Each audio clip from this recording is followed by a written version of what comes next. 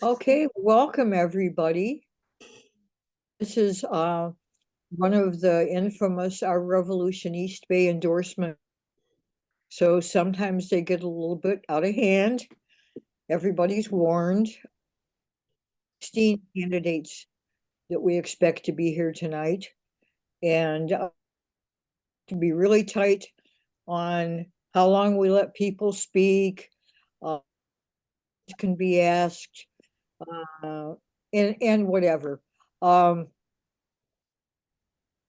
So what we're planning at this point, a candidate will get 2 minutes to speak, and then maybe 3 questions, and then they get 1 up. And our intros are going to be very short. They're going to be like max 30 seconds. We've just got to push through a lot of stuff. And the one thing that's different, we have 4 people around the 4 seats that are going to be vacant on the rent board. And so we're going to different. Alfred Twu is going to introduce the people and 1 minute, and he'll talk about the whole thing. And then people can ask each in a question if they would like. So we're ready to start, you guys. The first person that we have here tonight that we're going to hear from is Twu, and I think everybody here knows him inside out, and is driving his bicycle with political signs on it, or at the Democratic, at anything going on. If something is happening, you can count on Alfred making a difference while he's there. Alfred is running to be one of the rent, as are Avery Aurbauch. Let's see. Xavier Johnson and Dominique Walker. All right, thank you. So I'll turn this now over to Alfred. All right. Good afternoon, everybody. My name's Alfred Twu. I'm one of the 4 people running as part of the Berkeley Tenant Convention tenant slate for Rent Board. Are Xavier Johnson, Avery Aurbauch, and Dominique Walker. A little bit about myself. I work as an architect and really want to bring my knowledge of the habitability issues to make sure that our habitability ordinances are enforced. People can have safe and healthy places to live. I've issues over the years, worked on the tenant protection ballot measure, which is coming to a council. Please turn out at 5:30 for our press conference and 6 o'clock for the actual meeting. And have also been involved with the Renters Council and other statewide organizing, because ultimately housing is a regional issue and we need to everybody on board beyond just Berkeley to solve this problem. And with that, to Xavier. Hello, I'm Xavier Johnson. I'm a former tenants' rights attorney. Of the tenant right to organize ballot measure as part of my role on the Rent Stabilization Board. I'm here running 311, do what I have been working on the time since I've been there, which is close loopholes for landlords and empower tenants with the right to supported the new demolition ordinance and ensured protections for sitting tenants when we're making demolitions and building. And I also pushed to extend the moratorium to last longer to protect tenants who lost income. Over the course of my next continue to push for the right to organize ballot measure. I'll also continue to work to ensure that each and every tenant and community member has a board works to protect the vulnerable. We are the first line of defense against homelessness, for progressive and impactful policies to protect those who need it most.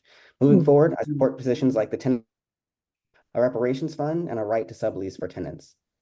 And hopefully I didn't take. Okay, does somebody have their microphone open? Please check your mic, folks. Avery, you're next. Hello, my name is Avery Aurbauch. I'm the former president of the Cal Berkeley Democrat for the city of Berkeley, and I'm running to fight for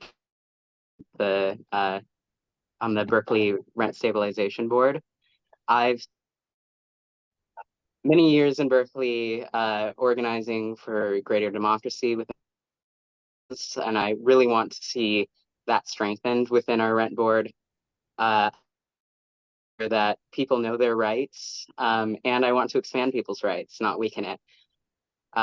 There's corporate attacks on the integrity and strength of our tenant protections, and I think we need to respond to those attacks with really strong strengthening tenant protections and passing good tenant law like the Tenant Protection and Right to Organize Act.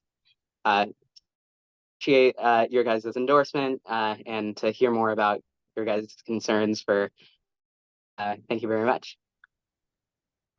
All right, and Dominique is a mom and had a family issue come up at the last moment, but I will give about Dominique. Dominique Walker helped start the organization, which made the news a few years ago when they were able to successfully take over and convert corporate-owned buildings and turn it into low-income housing for single moms and other places to live. Dominique has been an incumbent on the rent board, advanced policies such as the Tenant Protection and Right to Organize Act, and great to continue on with us on the rent board this year. So please give her your support. Oh, okay. Would anybody like to ask rent board candidates questions?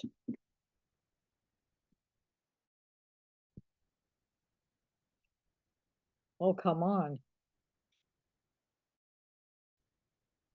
Okay, would anybody like to ask in general question about?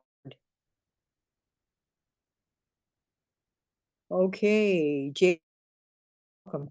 All right, thank you. It's a general question to all the rent board candidates. What if priority for the race, and if you were elected, your role on the rent board, what would your one top priority be? I can answer that. I would definitely say the right to organize ballot measure. I think when we were crafting it, we were pouring in ideas from different jurisdictions that all had stronger provisions than even Berkeley did. And so I think if we're able to success this ballot measure, either through council or through petition process, that would have the biggest impact to tenants. I'd say for me, it would be the habitability. Now that Berkeley rents are finally starting to level off, we're seeing issues where landlords to maximize their profits. So I feel we need to not only enforcement, but make sure that people know their rights. If you think about how as that poster that says, these are your minimum wage, these are your rights you have, there should be something similar for that for apartment buildings. I would agree with Xavier that the right to organize is the number one place I think we can improve tenants' rights. Specify as well, once it gets passed, there needs to be, on behalf of the rent board, to make sure people know the new rights that they've gained from, and efforts on behalf of organizers to try to unions in large apartment buildings. So yeah. Okay, Paula. And thank you guys for being here. I do have just a general answer. So can someone give an update of what's actually happening at the city council on Monday, and what they're doing to organize to get folks out? It's very interesting. Sure. So tomorrow, the city council is going to be voting on place a ballot measure on this November's ballot that would tenant protections. And there's a couple of proposals that are being Councilmember Loma, which is that's the strongest one. There's also the Mayor Jesse Argine and Councilmember Sophie Hahn, which on slightly on the right to organize, so it's mostly for larger buildings or corporate managed buildings, but also removes the part that would have closed the well. So we've heard that landlords have been bombarded, so we absolutely need people to help. Number one, send an email link in the chat. And also, it's really important that we show up with a lot of. So at 5:30 tomorrow, outside the council is in West Berkeley, 1231 Addison. We're going to have a press conference, and then we'll be going in to give comment at the meeting. Bring signs that show your support. I would just, Yeah, That is in the chat. There's a link, tinyurl.com/August 5 tenants. may I add something, Yes. Carol? yes, Just one other thing, the version, the mayor and council member Sophie Holland are proposing move the provision that we as tenants had asked for, that build or subsidized buildings for seniors, such as Harriet Tubman Terrace or Strawberry Creek Lodge. The proposal and what Councilmember Luna Parra's proposal says is to include the come under the purview of the rent board. That is a place where tenants can bring landlord or the management company, so a place to adjudicate some issues. And the mayor's proposal removes that right. And so that's due because the tenants in these housing do not have any tenant protection. Thanks. I would just like One of to, the issues that's come up with a lot of these things is even if they are owned by a nonprofit, they're being managed by a for-profit man. yeah, I would just like to mention, it's really important that we get out the landlords got enough signatures to get their thing on that hurts tenants. So, okay, I'd like to make a comment or ask anything related to the election of 4 candidates. All right, guys. Thanks, Alfred, for introducing everybody and taking the lead on it. We'll person. Let's see. Carol, Richard is here, so, I know he is, but the candidates are not here. okay. Okay, the next person, I think a lot of you might know her. She's a longtime Richmond, Sue Wilson. She's running to be on. She's been very active in Richmond through the Richmond Programs Organization and other. She's got the other people we've endorsed over the years who are also in office, such as Mayor Eduardo Martinez, Gail Willis, Claudia Jimenez. Basically, loves Richmond, and I'll let you hear from her about it. Thank you so much for that kind introduction, Carol. And frankly, that's a better speech than I have. So I definitely appreciate the care you put into that. As Carol mentioned, I'm running for City Council in Richmond in District 5, which is a district I live in Richmond Annex and also Marina Bay and part of Richmond South Side. Are currently represented by Gail McLaughlin, who I'm sure most of you are Green Party, one-time mayor, long-time city council member. Election, she approached me and talked to me about running, and I agreed me for this race. As Carol mentioned, I've been active. This is my first time running for office. Active in Richmond politics since moving here almost 20 years ago. I've worked on campaign to legalize rent control, to strengthen rent control, to have eviction protections for renters, environmental stuff. I worked, I had a small role on the campaign to transport of coal in Richmond, and I'm currently working on a campaign with many other, have a full cleanup of a toxic waste site that we have on our shoreline called the AstraZeneca site. Like the folks that she mentioned, I'm an RPA member at Richmond Progressive Alliance by the Richmond Progressive Alliance, and like all of those candidates before me, and I've taken a no corporate money pledge, meaning I don't take any money from corporations, businesses, small businesses, business promoting organizations, and that's because Richmond's had a long and bad history of being very dominated by large corporations, especially fossil fuel actors. So those of us who are currently running as progressives in Richmond are always not take any money from corporations. I would appreciate your support from our Revolution East Bay. It's something I would definitely like to be able to put on my literature with you, and that you trust me to uphold the values that you do. The voters in my district have the same values, and it would be great to have that endorsement. Stop there.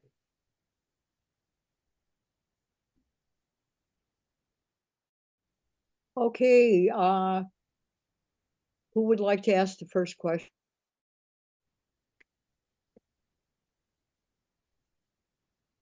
Okay. Is anybody running against you? And who is it? Yes. Who they are? It's possible that there will be two candidates running against me, but there is a gentleman named Ahmad Anderson who ran unsuccessfully again years ago in 2020, and his claim to fame that he's the son of actually two former Richmond mayors. Both his mother and his father were mayors of Richmond, so that makes him, you know, from family dynasty reasons, a formidable candidate who has connections in the city. And I think there's a very clear distinction between Mr. Anderson and myself in terms of our policy. I've worked with progressive candidates for 15 years. He's worked to defeat progressive candidates for 15 years. Most recently, he was in charge of the PAC, the Political Action Committee that Chevron and other big corporations put together to defeat Eduardo Martinez in 2022. So Ahmad Anderson ran that campaign. Also, my background professionally is as a labor organizer and manager of labor unions. So I've been doing labor-focused things for working families for 15 years. And Mr. Anderson, actually on his LinkedIn, he brags about busting unionizing efforts. If you go to his LinkedIn, he talks about busting the union while he was an executive at the Pacifica Foundation. So we have very different, so I have a formidable candidate in terms of his connections and his sort of history in Richmond, but also one that I think is pretty, not really reflective of the values of Richmond residents today. Okay, Sherry? Sue, I love what you said, but one of the important things I've learned on city councils is to get something done, you have to have allies on the council that you can work with. So do you have an idea of who your allies would be and the things that you might want to work together on? Yes, thanks for asking that. Yes, one of the things that I have, I'm writing my candidate statement now, and one of the things I'm proud to say is that I am endorsed by our current mayor, Eduardo Martinez, and a majority of the Richmond City Council. We're in the enviable position right now to have a progressive majority in Richmond. And one of the reasons, that I'm pushing myself out of my comfort zone to run is to help make sure that we maintain a progressive majority when Gail, steps down from that position. So yes, we are working hard to re-elect who I think you'll be talking to in coming weeks, Claudia Jimenez and Melvin Willis. And then we're still going to have Doria Robinson and Eduardo Martinez. And so we're looking to have a super majority of strong progressives, which we need. I can tell you one example. The Progressive City Council just put on the ballot a very historic measure to put an excise tax on Chevron, which will increase Richmond revenue by $90 million a year. And in the next 4 years, we're going to face decisions about how to clean up or whether to clean up the toxic waste of AstraZeneca. So yeah, so I have a majority of the folks on city council behind me, Yes. and looking forward to do that. Okay, I'd like to interject something. Somebody's on their phone and they're You know, I would conversation love to talk to you coming about into this. your- Right now is not I a think good it might time. be though. Paola. And because Paula, get off the phone. I just muted her. She's muted. Okay, Great. okay. Thank you. great. Thank you. Sorry about that, Sue. No problem. Thank you. Okay, who else would like to ask Sue a question?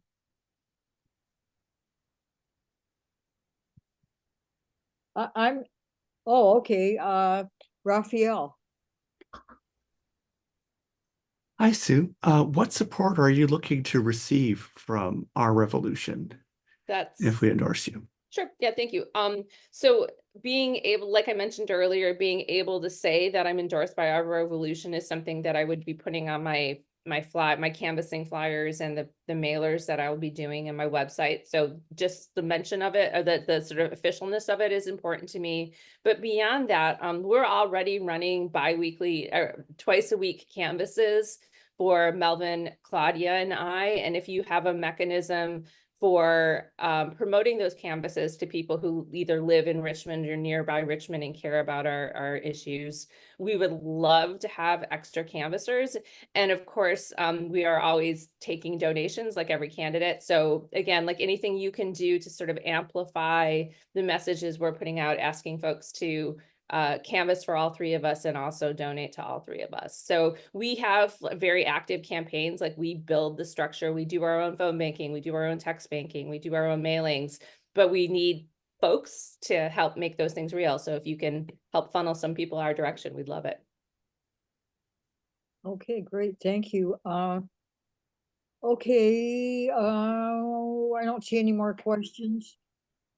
You know, we're trying to check on time. Would you like to wrap up?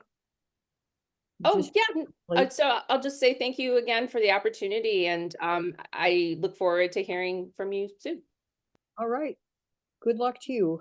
And I would just like to mention Javanka Beckles. I work on her campaign, and she's very tied in with Richmond, as we all know, from living there and having been on the council in the past. And there's a lot of joint work between all of us and the city council candidates. So, yeah, anyway, so it's very exciting that we're gonna have some very powerful people continuing in Richmond. Okay, let me see So where, would you put in your information in the chat so people who want to help you on your campaign know how to get in touch with you? okay, so the next two people we have, Rafael Menis and Christina Lam live out, I believe, in Pinole, and Sherry is going to introduce them with Christy first and then Rafael. Okay.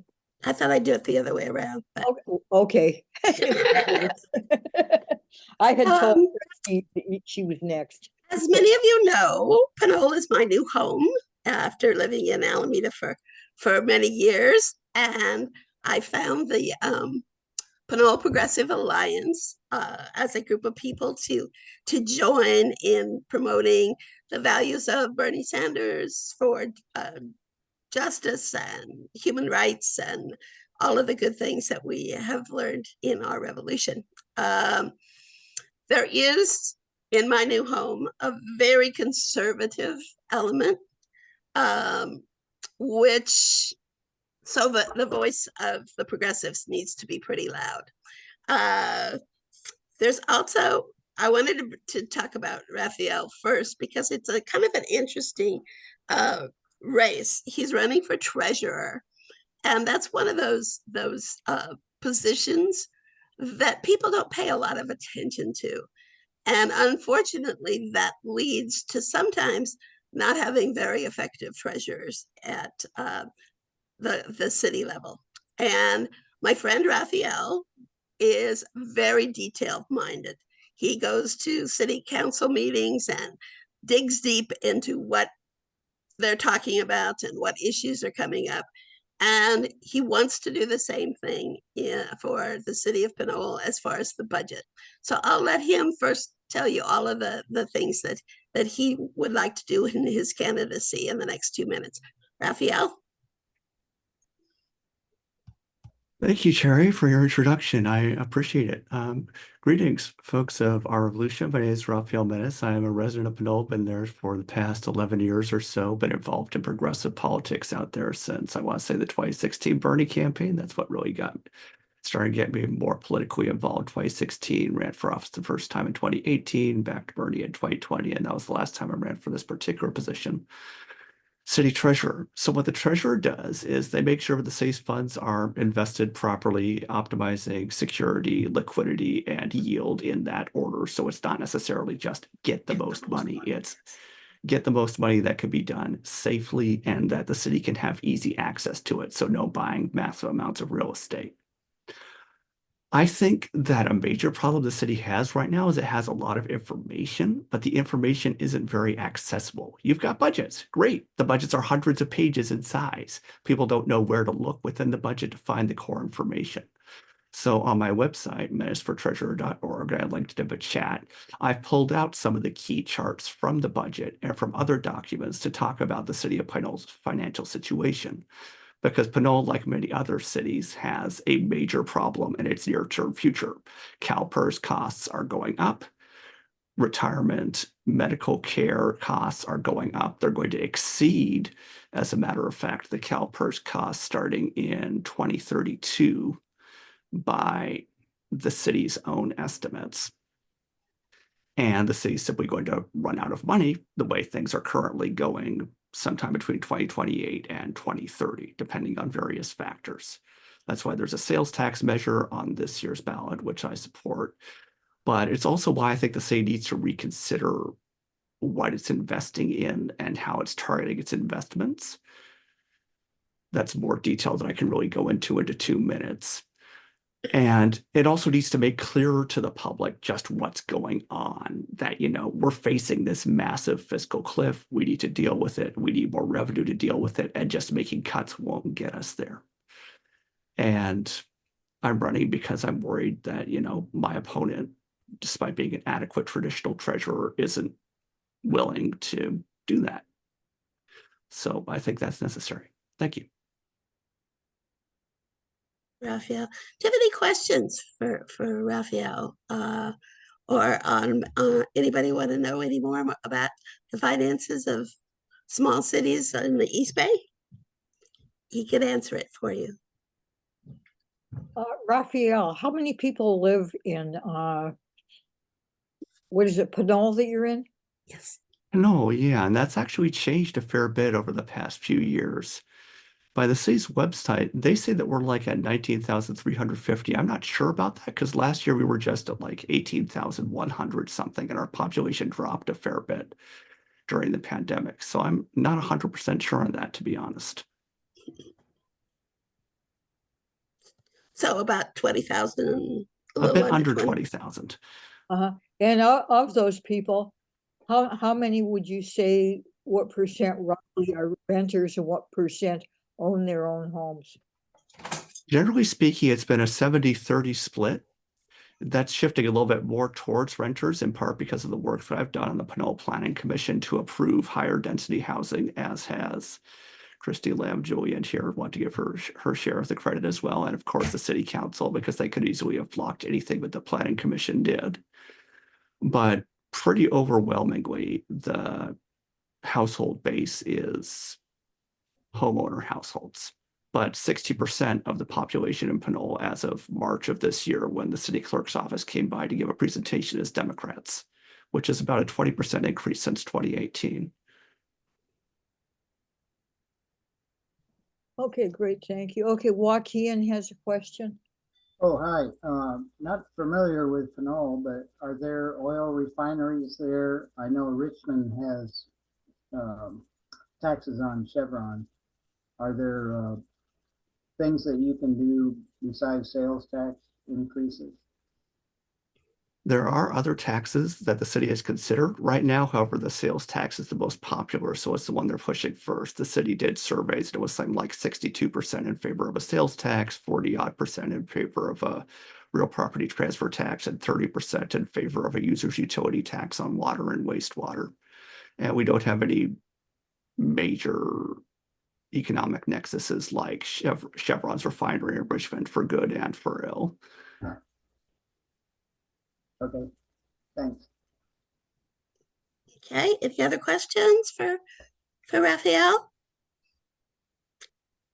Okay, thank you so much for being with us. Would you like to just do a real quick 1-minute summary of your campaign and what you would like, if we endorse you, what you would like from our revolution, East Bay?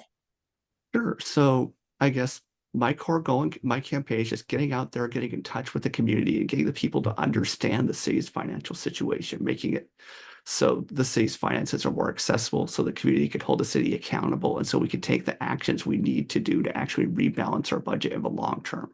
We just made $1.3 million worth of cuts in this year's budget, but we mostly made them by pulling for the city's reserve. That's not sustainable over the long term. So the main thing I need is help going out and knocking on doors, because Pinole's not a huge city, but it's a hilly city. There needs to be a lot of people going around, knocking on doors, talking to people. I'm proud to have the endorsement of the Pinole Progressive Alliance, many of Pinole's council members, and Pinole for Fair Government, but I could always use more people. And I could always, of course, use contributions to help fund things like yard signs and walk cards and all those fun things. And I would, of course, appreciate our revolution's endorsement. Thank you. Okay, and Rafael, did you put your website in the chat? I'll put it in there at 4:27 p.m. along with my email if people want to contact me that way. Okay, thank you so much. Any, our next candidate is also from Pinole, and I also got to know Christy through the Pinole Progressive Alliance. Christy is a Vietnamese American. I don't know if that's the first running for council. She'll have to tell you about that. But she has had some run-ins with the Mothers for Liberty and some of the other conservative groups in our area of Contra Costa County. She's looking to make Pinole, the community, more inclusive, more diverse. It's already pretty diverse and sustainable and vibrant, having a vibrant future. And I'll let her tell you about her vision for Pinole. Christy, you want to tell us in 2 minutes what you'd like to do for Pinole when you're for city council? Yes. Hey there. Excuse me. Pardon me. These allergies are something else right now. Hey everyone. My name is Christina Lam-Julian. I am a chef, a neurodiverse mama to a neurodiverse little 8-year-old, and I'm running for Pinole City Council because I have a deep, long love for progressive democratic values and grassroots organizing. I am the first Vietnamese commissioner in the city's history. Yay. But just that's not enough. There's more work to be done. So just a little bit about my background. My dad, or actually my family immigrated to the US in '74. My parents and my older siblings did the best that they could. My dad in Vietnam is a master welder, carpenter, electrician, just jack of all trades. But just when he came here, he had some trouble trying to get licensed. It was language, financial, just cultural challenges. And my mom did the best that she could raising 3 adult children. She volunteered and helped out at churches in exchange for food and clothes. My older siblings ended up being the first Vietnamese firefighter for Santa Clara. And my oldest sister was the first female Vietnamese captain for Santa Clara. and she was also the first female corrections union president. So public service runs very, very deep in my family. So my tie with just community organizing was when I was going to school in San Jose, earning my business degree, working the graveyard shift at a hotel in between going to lectures. I was just frustrated of how easily corporate could just not give me a lunch because they didn't have staff. And I remember learning in US government about unions. And so when a shop steward came coming around the lobbies, I'm like, oh, I want to learn more. So I got involved and I became one of the youngest shop stewards for Unite Here Local 19. And I helped unionize the downtown hotel. So families, workers, students, the whole gamut. We had safe working conditions, our rights were protected, and just improved the quality of life. While I was working with Unite Here 483 in Monterey, corporate, again, doing what they do, walked away from the bargaining table, and we were left without a contract. And the determined and resourceful person that I was noticed that the Teamsters were having their annual retreat. So I found their information and made a connection and let them know that corporate walked away from the table and we would really appreciate their help. At the end of the day, I got invited to the bargaining table with the Teamsters, and we organized and we fought for a $1 increase across the board and maintained healthcare for everybody. So there weren't any reductions, and we got the $1 raise that we definitely deserved. Let's see. So just as a first generation Vietnamese American, I have the privilege of seeing the struggles of my parents and my siblings, and the opportunity to just have a better life here in America, right? The immigrant story is the American story. It's people coming from all walks of life all over the world to come here for a chance to be safe and improve their life. I have done an extensive amount of community work because I don't think that sitting on the sidelines and complaining is really gonna get it done. And if we have an opportunity to just step up and lean in and do something, that's better than nothing. I'm happy to be a Dolores Huerta Barbara Jordan Fellow. So out of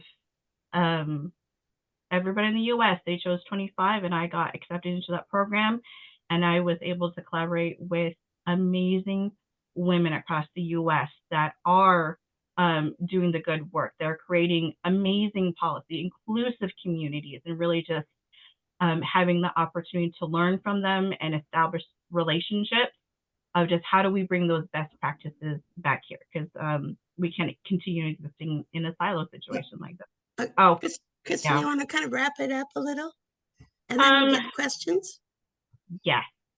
I love to talk. So I've been in Pinole for over a decade, and I have been active with the PTAs, the school districts, civic organizations, and I am ready to take this advocacy to the next bigger table to fight for a safer, more inclusive, and vibrant community for all.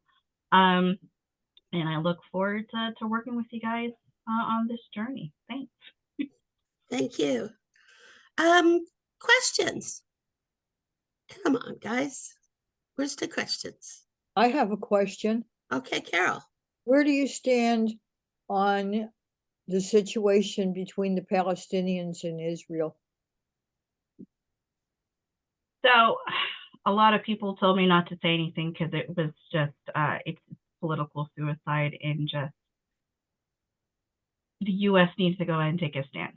What is happening there, honestly, if we go look back in the history books, is what happened in Vietnam with the Vietnam War. and it is just history repeating itself. And we need to go ahead and put a ceasefire and just bring all those people back home, because we are looking to repeat history again. I like that answer. Okay. Alfred, you got a question? Come on. Somebody have a question? Okay. Rafael. Yeah, let's talk about housing. What opportunities do you see in Pinole to expand tenant protections and also to get more housing built? So I would bring back renters protections. It's unfortunate that some members of the current council were clearly working with the Realtors Association when this came up, and I want to go ahead and bring that back. We need to have protections for renters. We need to put a moratorium on evictions, especially because the pandemic is not over. People are struggling, and we need to make sure that people do not have to worry about where they're living on top of paying, $6 for a gallon of milk. And then we also have the opportunity at the Planning Commission and City Council to go ahead and put these developers on notice, just like, hey, super excited that you want to build here in Pinole. Let's go ahead and put in conditions for extremely low income, and just really hold them accountable for that, because we are seeing the shift in renters growing from 30% on up, and people are coming. Yep. Thank you. Rafael. Sure. Hi, Christy. This is a pretty simple question. Assuming you're elected, at the end of your first term, what is the one thing you want to make sure you've accomplished? I would like to make sure that we have a solid plan to fix our infrastructure, the continued deferred maintenance of roads and the building, and the things that we have is the safety issue for everyone involved. It impacts low income families exponentially. And just, we need to go ahead and stop kicking the can down the road and go ahead and aggressively fix it. Reach out and get that funding and get that down the pipeline, so we have a safe community for all. Does that work? Okay. Thank you. Carol? Okay. Okay, thank you guys for coming. We're going to move on to another candidate now, Lamar Hernandez Thorpe, who is mayor of Antioch, I believe, and he's going to be introduced by Susanna Williams. Thank you, Carol. Hey, welcome. Thanks everybody for being here. Okay, so if some of you may not know, I actually live in Antioch, and Lamar is my mayor, and helped campaign for him and a few other things. So I don't know if you follow Antioch politics at all, but it's a little crazy out here. The housing situation is interesting. We have a long history of way too much real estate development money being inserted into politics, and it's caused a lot of the situations that we have today. Serious problems with the police situation out here. Lamar will tell us more about both of those things because he's been intimately involved in them. Lamar is currently the mayor in Antioch, and he is running to be reelected. So Lamar, take a couple minutes, tell us what you're doing, what you've done, and why we should vote you. Okay, yes. Good evening, everybody. Lamar Thorpe, proud mayor of the greatest city God ever created, and that's the city of Antioch. And for those that don't know, Antioch is now the second largest city in Contra Costa County, one of the fastest growing in Northern California. And believe it or not, up until the 1990s, Antioch was exclusively white. Today, we are now the second most diverse city in the San Francisco Bay Area, not just because of race or ethnic background, but because of socioeconomic background as well. And so everybody who can be everybody lives here in the city. And so we're pretty proud of our rich diversity and who we're becoming. It's certainly been a long road. 4 years ago, Susanna did the same thing. She introduced me. And she had mentioned the word controversy. And I said, why controversy for breakfast? In the last 4 years, we've eaten a lot of controversy for breakfast because it's been quite a bit of work in terms of leading a city that's going through a maturation process. And I sometimes describe Antioch as a teenage kid who looked in the mirror one day and realized they weren't cute anymore. They have pimples, they smell of BO, and their hormones are raging. But it's up to us as the leaders and the stewards of our community to ensure that that who we are today blossoms into something beautiful in the future, so that residents can continue to be proud. But we are going through a transition, and so it's been a lot of work. I just did some data digging the other day. We have an intern from the Urban League here with me, and I'll just give you some comparisons so you understand the work that we've been engaged in. When I was on the city council starting in 2016, the city council on average took about 300 votes a year. My first year as the mayor and setting the agenda, we took 525 votes, and that's been pretty consistent throughout the last 4 years. So I've demanded a lot from our city council. I have demanded a lot, and I've demanded a lot from our administrative leaders. And I'm not shy about that, because I think that the residents of Antioch deserve better than what we've been receiving in the past. And the votes and the strategic direction that we've gone in speak for themselves.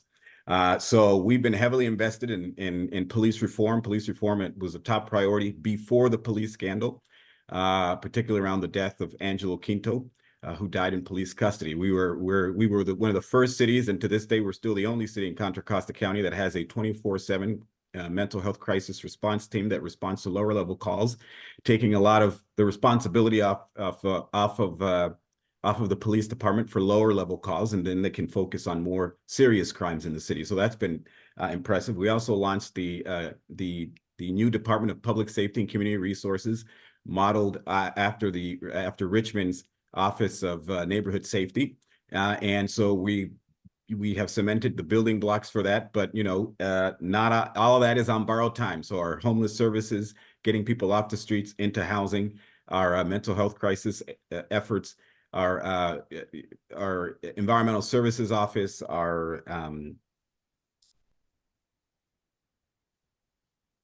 gun violence, community-led gun violence interruption program is out of that department. So we have focused a lot on defining the word public safety and adding a lot more to it, because we understand that it's not just about policing, but those are some of the areas that we've been really focused on, and a lot of that money is on borrowed time. And so we got to make sure that in the next 4 years we find sustainable funding for these programs, instead of just having grants or ARPA funding these opportunities.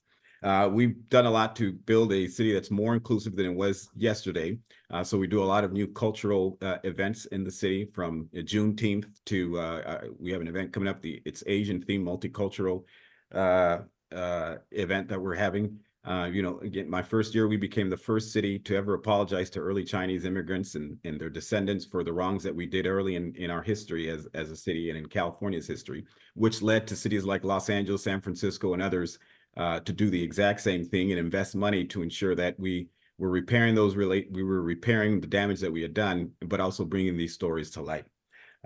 So we've done a lot. We lost a lot of police officers in the last 4 years as a result of the FBI investigation, but we've also been hiring a host of new police officers. So I had proposed a $30,000 incentive to hire new police officers. We have hired, since we've done my incentive program, about 34, 36 new officers, very diverse, much more reflective of the community, with a strong focus on of course, de-escalation training. And we've also passed some historic measures around rent stabilization, anti-tenant harassment policy, and in a few weeks we will have just cause evictions.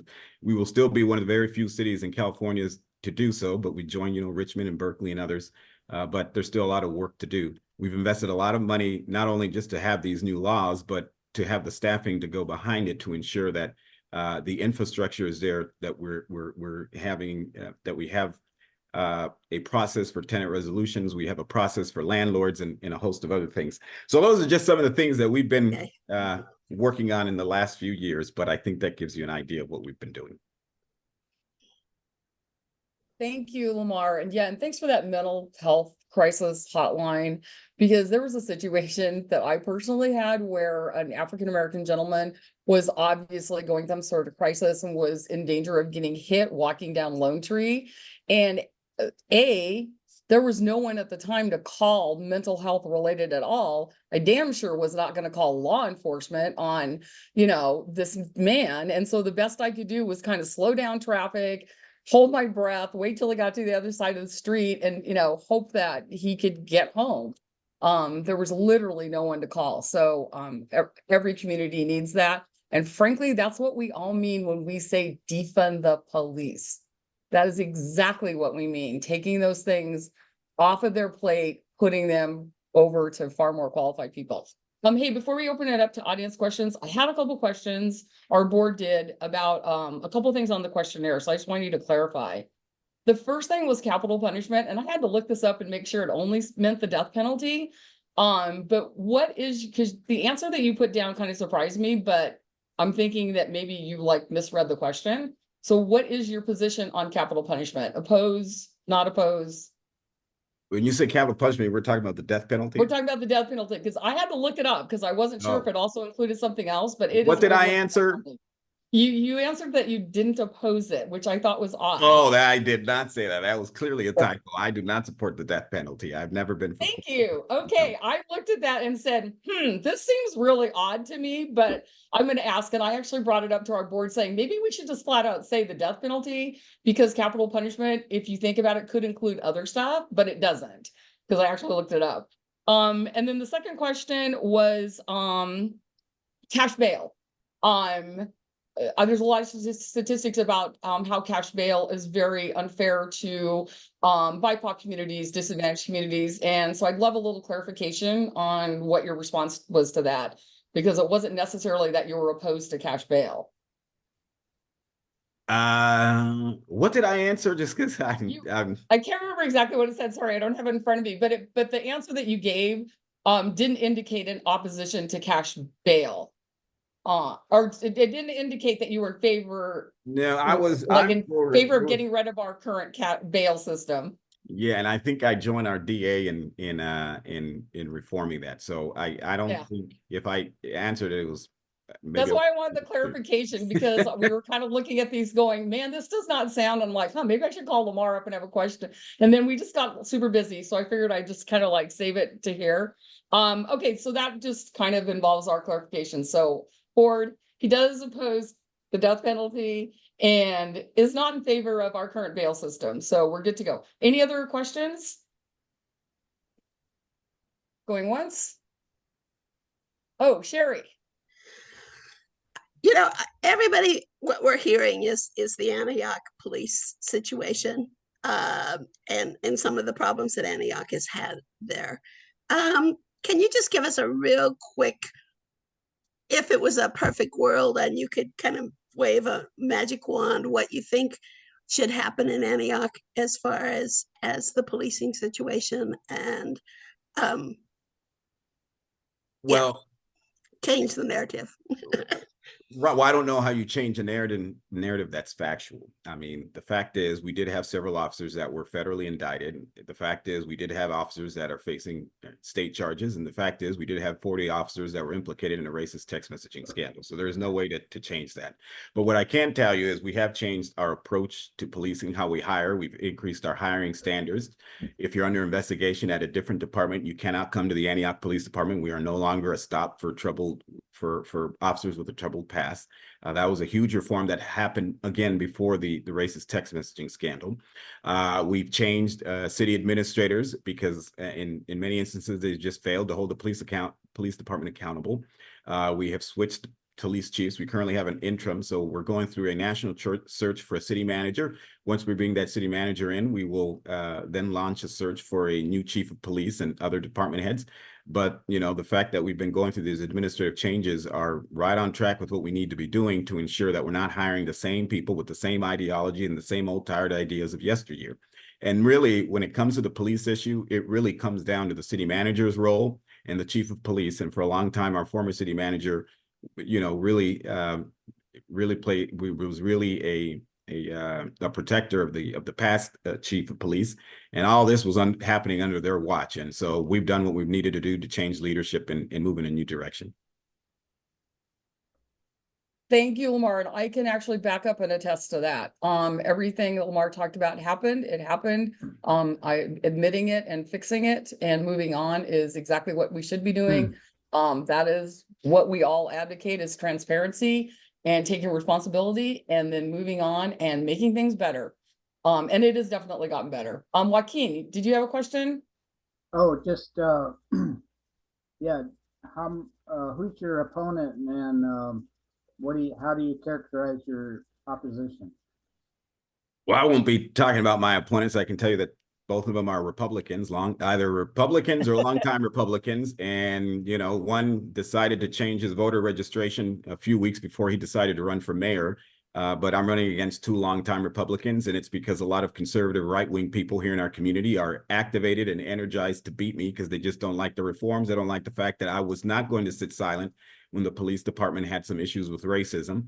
And so now they're mad at me. And so Republicans are energized to take me out, which is fine. But I'm just as energized, and so are residents. And I think organizations like yours to beat them back and continue to preserve the progressive agenda that we've set forward.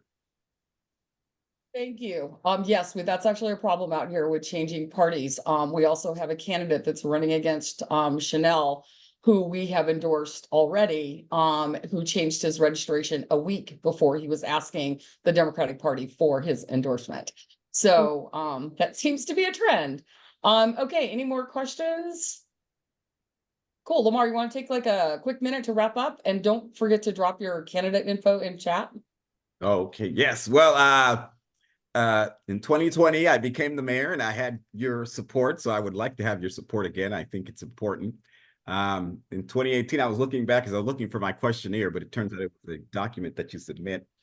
So I didn't have my answers saved, but I was one of your first speakers when this organization started. There was an event at what was then called Pete's Cafe here in Antioch, and I was one of your first invited guests. So I'm delighted that that you thought highly enough of me to, in terms of my progressive values, to have me speak at one of your first events and then to endorse me for mayor. I think is a big deal. And so I think I've delivered on the change that folks asked for 4 years ago. And I think the change that I think many of you in this Zoom call today were looking for. And I hope that I've earned your trust that we'll continue to deliver change. Okay, I actually have one little question. 4 years ago, you were endorsed by Bernie Sanders, if I remember right. Is that? Was I endorsed by Bernie Sanders? I don't think so. Oh, He I was thought you endorsed were. by Our Revolution National, I believe. You were national endorsed, correct, Lamar? Yeah. Yes, We I got was. a lot Yes, of our, it was I just remembered ORCC. something, but it was OR National. He did tweet about me. All right, that counts. He was a burner. I can attest to that. That's how we met. That I was. Okay, we're going to move on. Thank you, Lamar, for coming. Thank you. Okay, the next person we're going to hear from is JP Sahi. I met her just a few months ago. Me and her and Susanna, Alfred, Paula, I don't know, maybe some other people here, all ran on the People Power Progressive slate to get on the Central Committee. And I know most of us didn't make it. Susanna made it in her area. Anyway, so I know she's out there fighting and doing whatever she needs to get elected. She's running for the school board in New Haven now, where she's been a 20-year resident, and I believe she's had kids in the school system there. And okay, welcome. Thank you. Thank you, Carol, for that introduction. Good evening, OREB members. I'm JP Sahi, and I'm running for New Haven School District Area 1. Our district is districted with the seat. So this particular seat is an open seat this time. I am a first-generation immigrant and a lifelong Democrat, having grown up in Kansas, yes, a very conservative state, but have kept to my democratic values and enjoyed moving to California, where I could actually work on more progressive issues. I am a delegate to the state party, and I did run on the People Powered Progressive slates for the state delegate quite a few times, so a few cycles now. And in this particular race, I'm actually very concerned. I've been working towards this campaign for the past 2 years, but we now have a Moms for Liberty candidate in our race. It's getting local, it's getting, it's right in our backyard, and it's right in my race right now. I'm a parent to an 8th grader, and in my other life, I'm a CEO of free medical clinics, and we have 10 free clinics in the Bay Area, and we serve uninsured patients. My top priorities are to address post-pandemic challenges, promote diversity, equity, and inclusion, and most concerning is technology integration and how is a district ensuring and creating policies around AI. I've earned endorsements of Assembly members Liz Ortega, Alex Lee, State Senator Aisha Wahab, and I'm also endorsed by the former Progressive Caucus Chair and my fellow Sikh delegate Amar Shergill. And please, I'll open it up if anyone has any questions for me.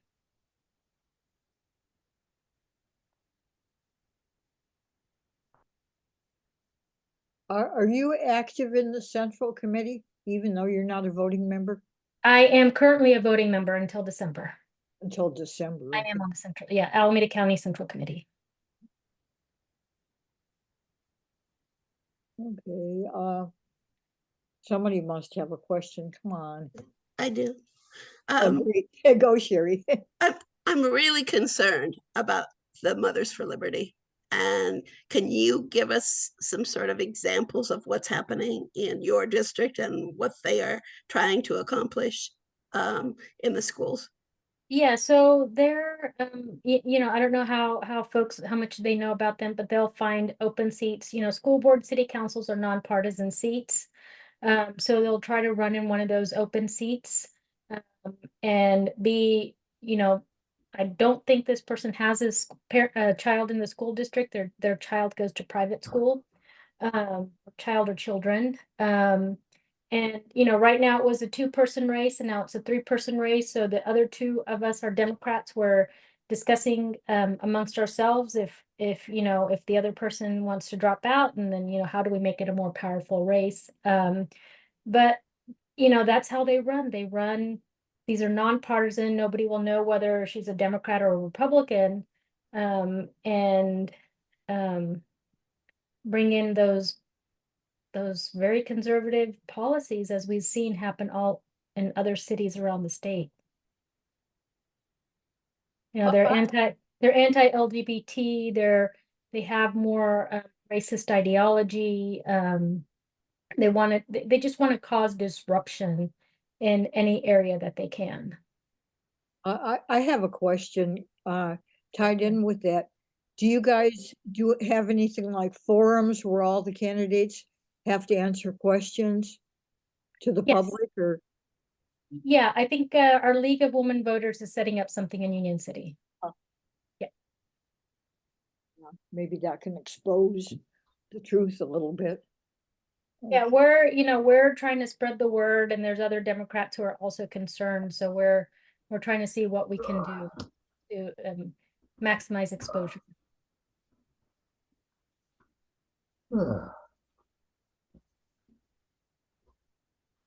Okay, JP, thank you so much. Appreciate you being here. Okay, we're going to move on now. Somebody that was supposed to be here introducing people has not made it. And so I'm just kind of grabbing at random to do this. The next person that I'd like to address us is Mimi Dean. Are you ready, Mimi?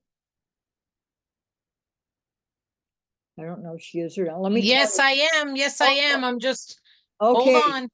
Okay, so I don't know her, and nobody on the board knew her, but she applied, and I couldn't find out really anything on the internet. And as I read her paperwork, it's basically, this is a very, very small position, but it's an elected position. And as she said in her candidate statement that she gave us, that it's small potatoes. So I'd really like to hear more about it. Welcome. Hi, yeah, my name is Mimi. Well, my real name is Moira, but I've been going by Mimi since I was a little kid. And I'm running to serve on the board of the Loma Sanitary District. And it is very small potatoes down here. It is an elected position. And I believe that I'm a really great person to continue to serve my community in this position. I feel like I have the skills needed for governance. I have the desire to serve my community, and I have lots of great ideas, and I have a network to bring new ideas to Loma. Loma has kind of been in this really stagnant, same people on the board for a while. And I feel like they just don't have the public outreach that they should have, although it is in their district values. They don't have the public outreach. They don't have the transparency. We just underwent, we're undergoing 100% rate increase over the next 5 years, which I feel is really damaging to people on fixed incomes. And there was very little notification of that increase. I have a degree in environmental studies from San Francisco State, and I also have a teaching credential. I am a retired teacher that taught environmental art and sculpture. My degree from San Francisco State, my focus was on San Francisco Bay ecology and California water. I worked for the California Coastal Commission, and I organized the statewide beach cleanup for the first 3 years that it was held. I worked for the San Francisco Bay Regional Water Quality Control Board, and I did compliance reviews with them. Some people know my name because San Lorenzo for Bernie was headquartered at my home in San Lorenzo, both in 2016 and 2020. We had a lot of great big giant events with all kinds of bands. We raised lots of money. We sold art. We sent lots of delegates to Philadelphia, even people that were from out of state. All right. We walked the streets, and we got people out working to get Bernie's message out and try to get him elected.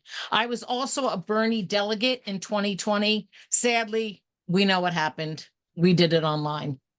I've been working with Loma as a teacher for the last 30 years because they always had an Earth Day poster contest. And so I would take whatever that year's theme was, and I would research it, and I would teach it to my kids. And then I would teach my kids all about the environmental issues. Then I would teach them how to make a great poster. And the kids learned a lot, and their families learned a lot about recycling and reducing waste through this poster contest. I was big in my union. I was on the executive board 3 times in my 32-year career. I also was the site rep. I did things like we had class size overage problems. The district was putting too many kids in our classes. I did expose that, and I got people paid for that. We're talking tens of thousands of dollars. I am still working for my union with long-term care issues, even though I am retired. I feel like I'm well acquainted with Loma because of how many years I've been working with them. And I have to tell you, I ran for this position 2 years ago when I broke my femur, and I couldn't really get out and campaign, and I only lost by 1%. I have a pretty large reach in my community because I do live right next door to my school, and I do hang around with a lot of my students. And I have some of my students are like 45 years old now, and I still see them. Maybe Maybe in can the you kind of store. wrap it up a little bit? Yes. Because I'm sure there's people who have questions about your position. All right. So I have the endorsement of an incumbent, and he tells me that they need a voice like mine on the board. I do serve my community on the Eden Area Municipal Advisory Council. And I believe I do have the skills to serve on this board. I believe in that we really need to have policies to combat climate change. We need to further educate people about zero waste strategies, and we need fiscal responsibility. And I could talk forever, but that's it. Yay. Thank you. Mark, welcome. Would you like to say something about Mimi and maybe ask her Mimi a is question? awesome. I'm so happy to hear from her. Mimi speaks for me, and I hope everyone. I mean, I don't want to tip the balance here, but my personal endorsement goes to Mimi every day of the week. Do you have a question for her? So, tell us the biggest challenges that you're facing in your campaign, and what do you think is looming on the horizon in terms of your election that you're going to have to deal with? Well, I just found out that there's 5 candidates running.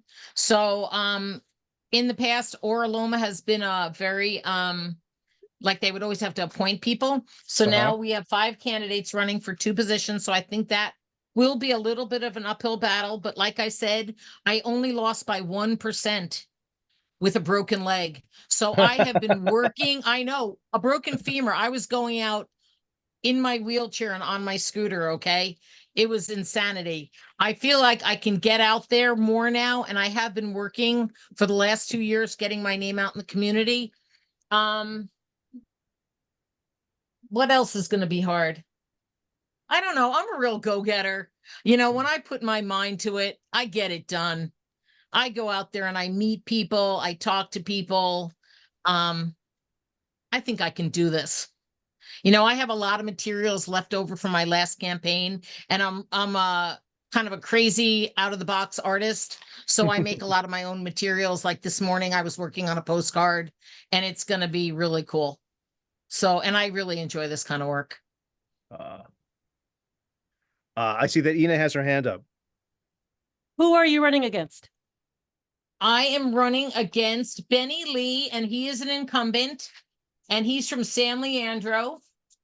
Bob Glaze, former vice mayor of San Leandro. I beat him by 8,000 votes 2 years ago. Yep.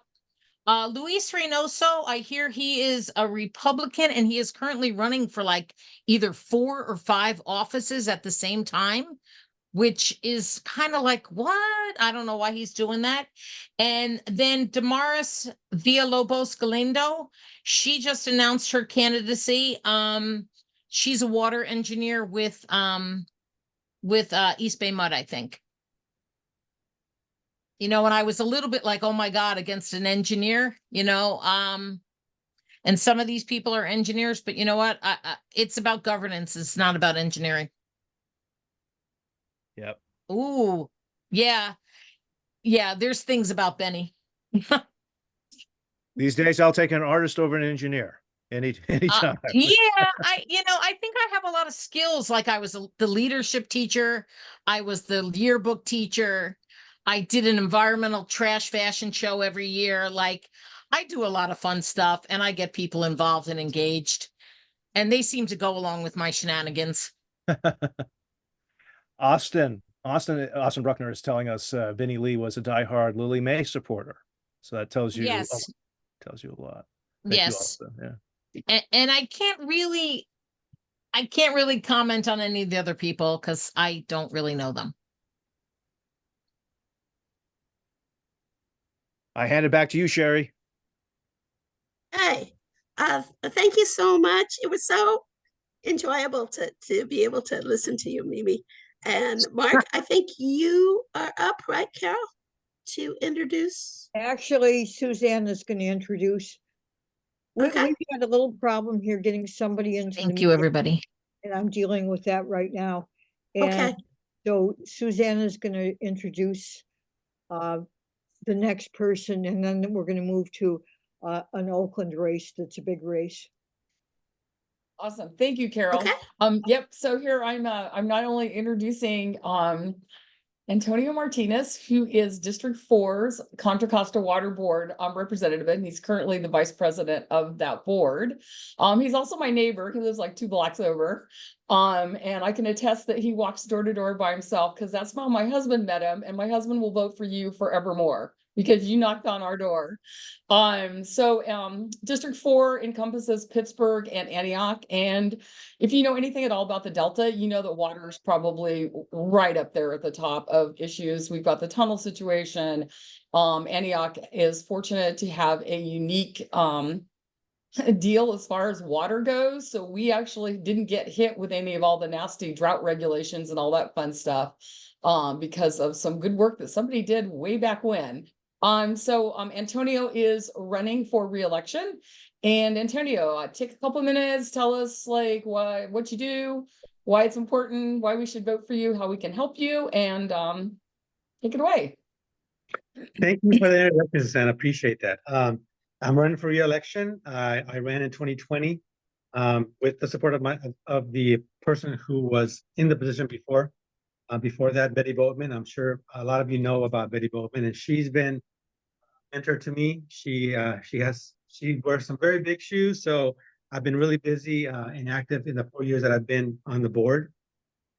I am a registered Democrat. 2004, I gained my citizenship in the United States, and I became a registered Democrat. And so I'm very proud of that.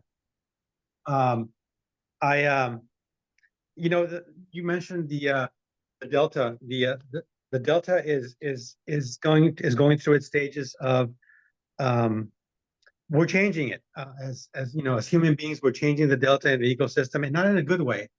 And our state wants to take the water that we have here because they have dried up the resources on the Colorado River. And so because of that, now they're coming to the Delta, looking at what opportunities there are to gain access to our water. Having that water go down south with either the Twin Tunnels project or the Delta Conveyance, which is now the name of the new term for the water grab, is bad for the ecosystem. I am fervently opposed to any water going down south that damages the ecosystem. We are working on a project, though, that's a regional project, the Los Vaqueros expansion, with other regional partners, and that's also having its own issues with agreements that we're trying to negotiate now with folks like East Bay Mud, with our Avery Aurbauch District, the San Luis Mendota Water District, other districts out in the Central Valley that will also benefit from this expansion. But we are in the process of having some collaborative effort in trying to resolve the issues the impacts that we have for climate change for our region. I am a retired East Bay Mud employee. I started at East Bay Mud as a utility laborer 32 years ago, and I just recently retired. And I retired as the manager of the distribution and maintenance department. So I got the opportunity to, at the very bottom of the organization, and work my way up, really understand how water works at an agency like East Bay Mud. And so coming to Contra Costa Water District, representing the communities in which I live, I really have an opportunity to my experience in a way that I'm able to, help create policy changes for the betterment of the workforce, for the betterment of the community that we live in, and to guarantee the quality of water that we need to sustain us for the future. So that is my goal. The other goal that I have, that I'm really passionate about, is the workforce development issue with young people that are coming into the career path of water and wastewater. That's really important to me. And since my appointment to the board, I've partnered with City Corps. They actually have an office in Oakland, and they help young people, teach them about the environment. They also help them get jobs in weed abatement. And so we have put together a contract for them. And so they're able to have an office now in Pittsburgh. And so they don't have to travel all the way to Oakland and work out of Oakland, work for East Bay Mud or other agencies that way. They come over here where they live, and they work in the area that they live. And that's really good for us. So I support the MC3 programs for training folks in Pittsburgh and in Richmond. And so I'm really focused on trying to get our young people good jobs, good labor jobs, because that's what changed my life. Working at East Bay Mud in a union environment changed my life, and I want to be able to pass that on to a younger generation. Thank you so Awesome. much, Thank you. Antonio. Does anybody have any questions? Sherry, did you have a question? No, I was just sort of being timekeeper there. Okay. Oh. So he was just right on the edge Okay. there. And Keeping us on track. I like that. Questions, anyone? I love what you said about fighting those tunnels to the death, I swear. It's like they cannot have our water because it has more implications than just taking our water, like you alluded to. It will make a hot mess out of the environment, which we've already screwed up beyond hope, probably. Okay, I am not seeing any questions. Okay, we can move on. Yeah, make sure to drop your campaign stuff in chat if you didn't already, Antonio. Thank you. Okay, Thank Antonio, you. thank you for being here. We're going to move on now, and we have two candidates, Charlene Wang and Tonya Love, who are running for the at-large position in Oakland, and they're going to be introduced by board member Richard Lee. Thanks, Carol. Do we have an order, Carol, of who's going first, who's going second? Charlene's going first and Tonya second. Perfect. Thank you. Well, welcome both of you guys here. It's good to have you. Our first candidate for Oakland City Council at large, as you all just heard, is Charlene Wang. Charlene is an East Bay native, and her lived experiences growing up shaped her to become the person she is today, a lifelong advocate for disadvantaged communities. She also serves as an Alameda County Consumer Affairs Commissioner and a volunteer English teacher for immigrant women. She currently works at the EPA, focusing on environmental justice and civil rights. Before that, she was appointed to the Department of Transportation under the current Biden-Harris administration, and she's now running for city council because she's looking to address the important issues to Oakland, such as public safety, affordability, walkability, homelessness and housing, and transparency in government. She's dedicated to fighting for pragmatic solutions that will help solve the problems that Oaklanders have been facing, and we're glad that she's here with us today. So Charlene, the floor is yours. Thank you so much, Richard. Man, I don't even have to do my intro, so thanks for taking care of that. No, I'm not kidding, but thank you. That was well done. Nice to meet everyone. Nice to see Tonya too. Yeah, I am running here in the city of Oakland for the at-large position because I have been deeply concerned about the direction that Oakland's been headed for the last few years, especially with just like the aftermath of COVID. Our city has been undeniably struggling. You know, some of the issues, of course, have to do with gun violence and crime that have been affecting our, you know, our communities. The way when I've canvassed around, I've noticed it's, you know, it's bus drivers, it's restaurant workers, it's fast food workers, for example, who have been affected by some of the crime that's overtaken our city. But at the same time, I think we want to make sure we don't swing too much to just looking at carceral solutions. So what I'm running on is an investment into community policing. We know that only 10% of our officers are from Oakland. We should really be focusing on hiring officers from our most disadvantaged communities here in Oakland, especially communities where we need to build the trust with the police department and communities and invest into that model, whether it was Camden, New Jersey, or Richmond, California, or East Palo Alto, where there were issues with community trust and police, as well as high rates of crime and gun violence. That was the model that moved forward. So that's what I'm running on here for Oakland, as well as just investments into other technology and, you know, speed cameras, things like that to address traffic safety and traffic violence here in Oakland. We also just need more affordable housing. We need more, actually a lot more middle income housing is really here in Oakland one of the huge issues that we have here for middle class folks like teachers.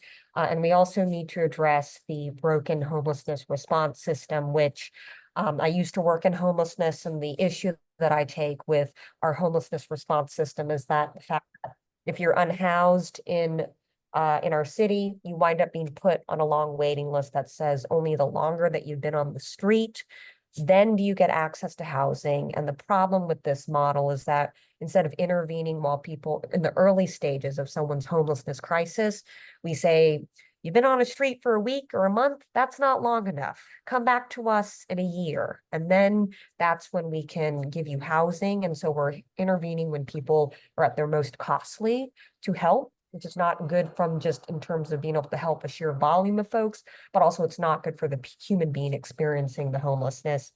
And finally, I'm also running on just inclusive economic development, where we do need more economic activity here in Oakland. It's going to fund all the social services that we desperately need, but also because it provides high quality jobs, but in a way that doesn't gentrify, in a way that really focuses on our most disadvantaged communities, which is why I'm running on a platform to bring green manufacturing jobs. So these are manufacturing jobs and renewables here to Oakland. I know from my service in the Biden administration that basically we have all these tax credits and grants and opportunities going out the door due to the Inflation Reduction Act, which hasn't done much to reduce inflation, but has done a remarkable job of putting out this national historic investment into clean energy and transportation. We're not seeing the benefits here in Oakland. I'm running on bringing those jobs to Oakland, particularly in environmental justice communities like East and West Oakland, where there's also abandoned manufacturing sites, as well as the spurring the creation of cultural districts all throughout Oakland, such as Latino and Black cultural districts, Asian cultural districts, that will support a small businesses getting off the ground with lower taxes and, you know, the first or second year your start as a new business, whether if you're in the cultural economy, such as restaurants, arts, music, stuff like that, that will put Oakland on the map and bring in tourism dollars for amazing cultural and ethnic diversity while co-located. Charlene, you want to kind of wrap it up so we can have time for questions? Absolutely. And that's all I have. So I am done. Thank you. Thank you.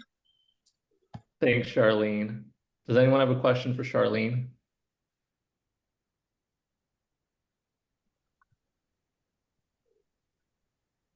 Okay, wow. Okay, there we go. Joaquin.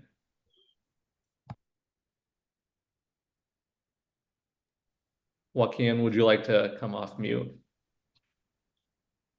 Sorry, who is your opponent, and what are your main differences with your opponent?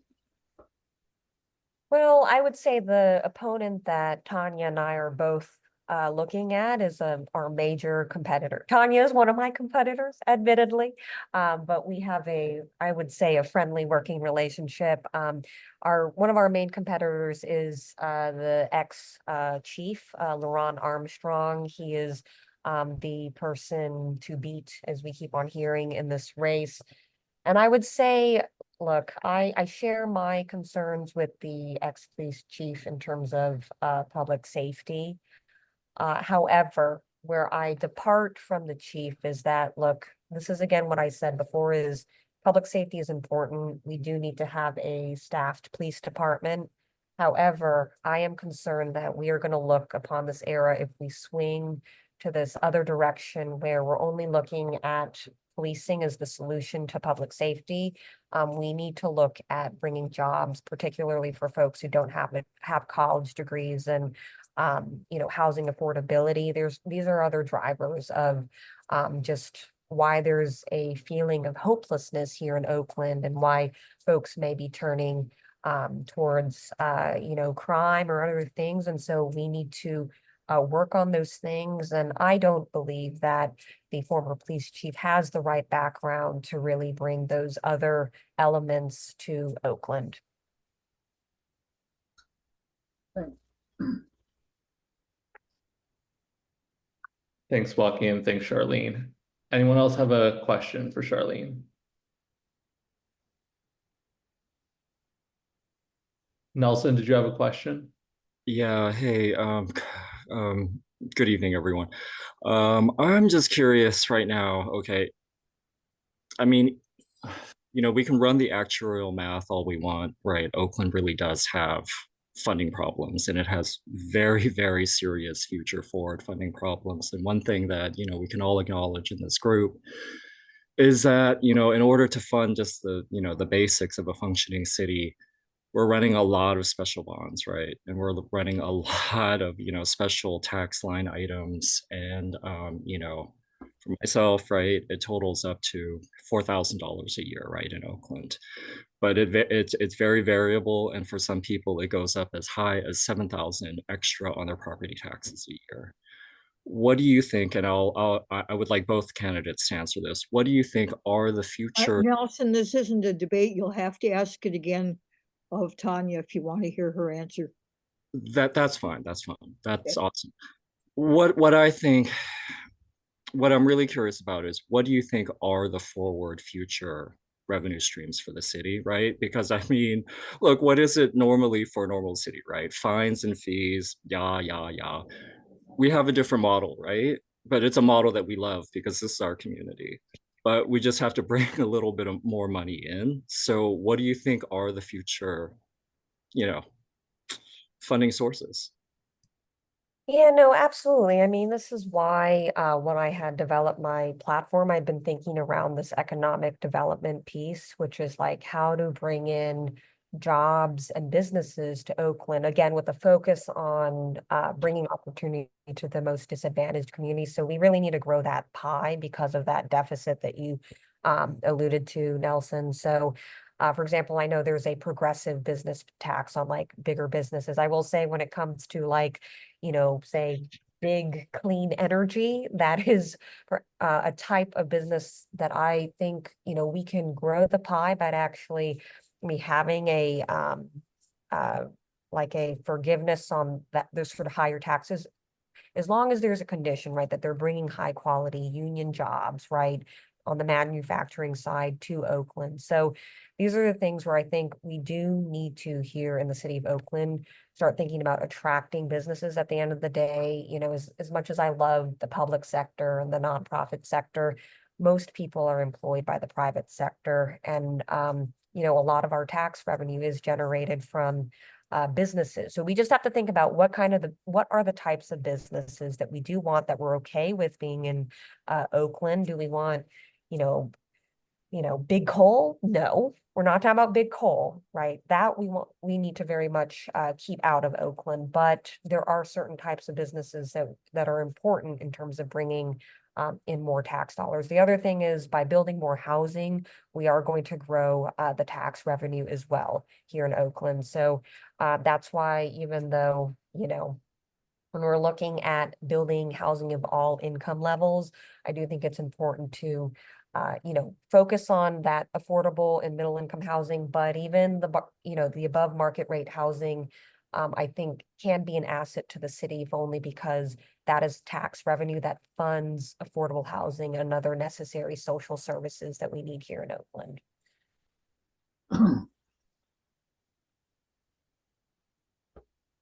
Great, you both. Any other questions for Charlene?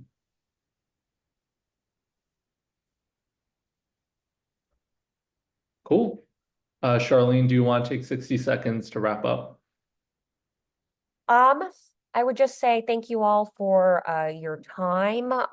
And as I mentioned, this is such an important election, both for Tonya and myself, because we are running in a large field, but also in a field that is really, I would say, dominated by one candidate in terms of the narratives and the attention. And so it's important for groups like yourself, who really hold these progressive values, to support candidates like us who are interested in representing these progressive voices. But I would say for myself too, I won't speak for Tonya, for myself, in terms of like just policing and public safety, and that I will say one thing, because I know that not everyone's politics may support hiring more police, that I only came to the conclusion, it took me I take that very seriously. I only came to that conclusion after doing a lot of canvassing out in East Oakland and hearing directly from the communities and making my own observations there, that folks there really do want to see more responsive policing there, because of the gun violence that folks are growing up, kids that are growing up under gun violence. So that's all I really have to say. I'll turn it back to you all, and I'm looking forward to hear what Tonya has to say as well. All right. Thanks, Charlene. Appreciate it. And that's a great segue because Tonya is here, of course. So our next candidate obviously is Tonya Love. She's currently the Chief of Staff for Oakland Council Member Carol Fife and also serves as the Vice Chair of the Alameda County Democratic Central Committee. Tonya has dedicated herself to civil and community service since the beginning of her career. She's been an advocate in particular for children, for youth and public health, and for childcare policy. And now she's running for city council on a platform of addressing public safety, curbing homelessness, advocating for local businesses, supporting arts and culture, and empowering communities through action and collaboration. And so Tonya, we're glad you're here with us, and I'll turn it over to you. Good afternoon, Revolution East Bay. Thank you so much for inviting me to be a part of this process. My name is Tonya Love, and I am the progressive candidate for Oakland City Council at large. So for those of you who don't know me, I'm a 28-year resident of Oakland. I've worked almost 5 years in the state assembly, in the past 4 years as chief of staff for Councilmember Carol Fife in District 3. And as Richard had said, I'm serving as vice chair of the Alameda County Democratic Party. I was an elected board member of the California Democratic Party and as part of the executive board for the Progressive Caucus.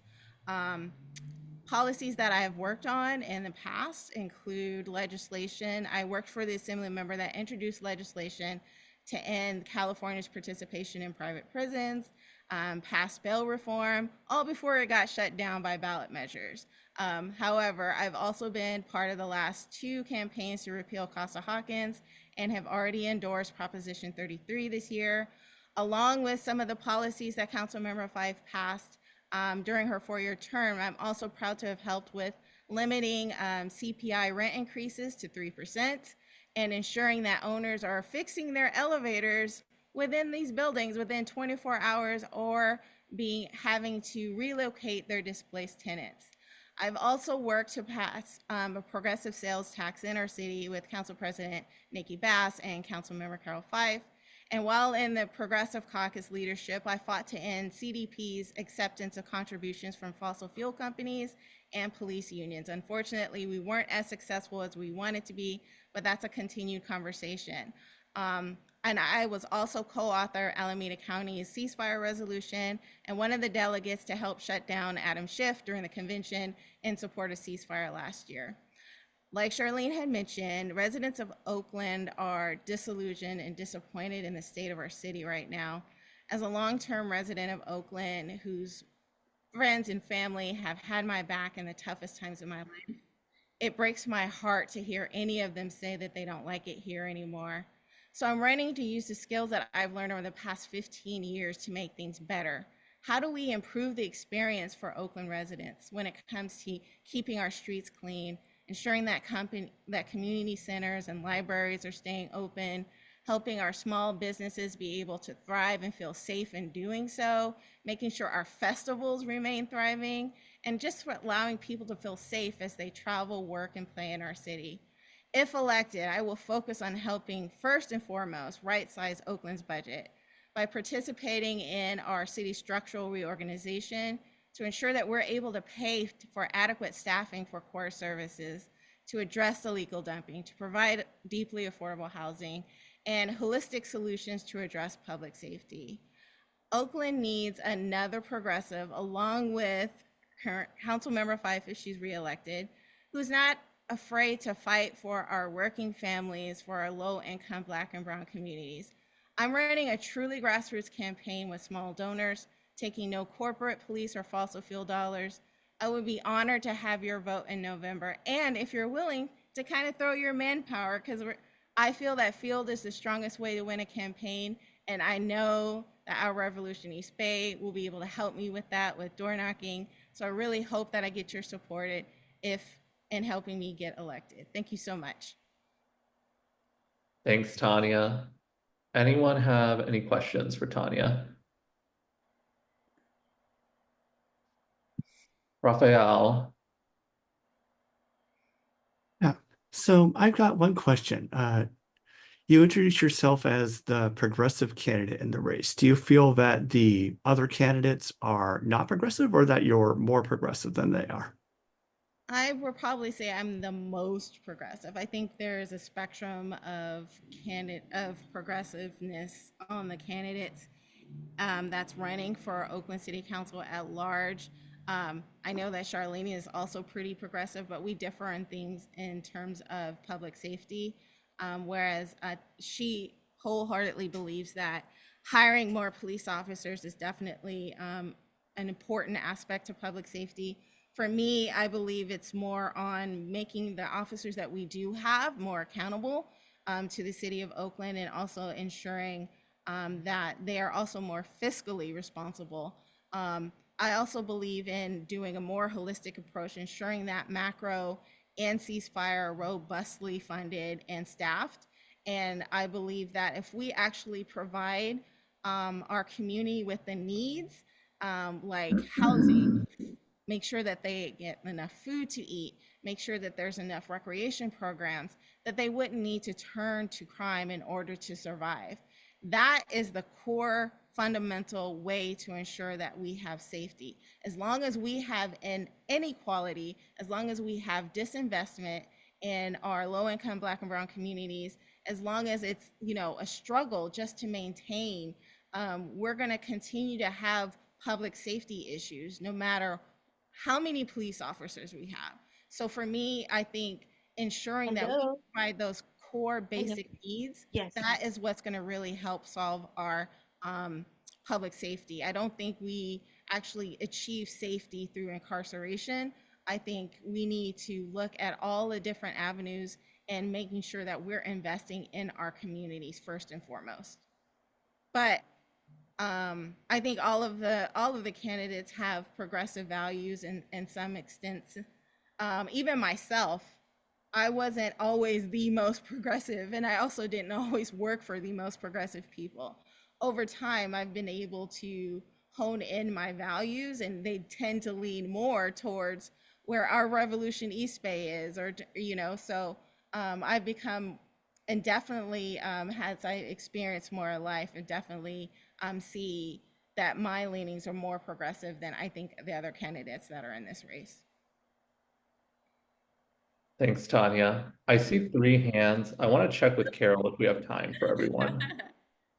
Okay, here's the thing. We have planned on doing up to 3 questions, but these questions are going to need to be short, not long, and not ones that demand long answers.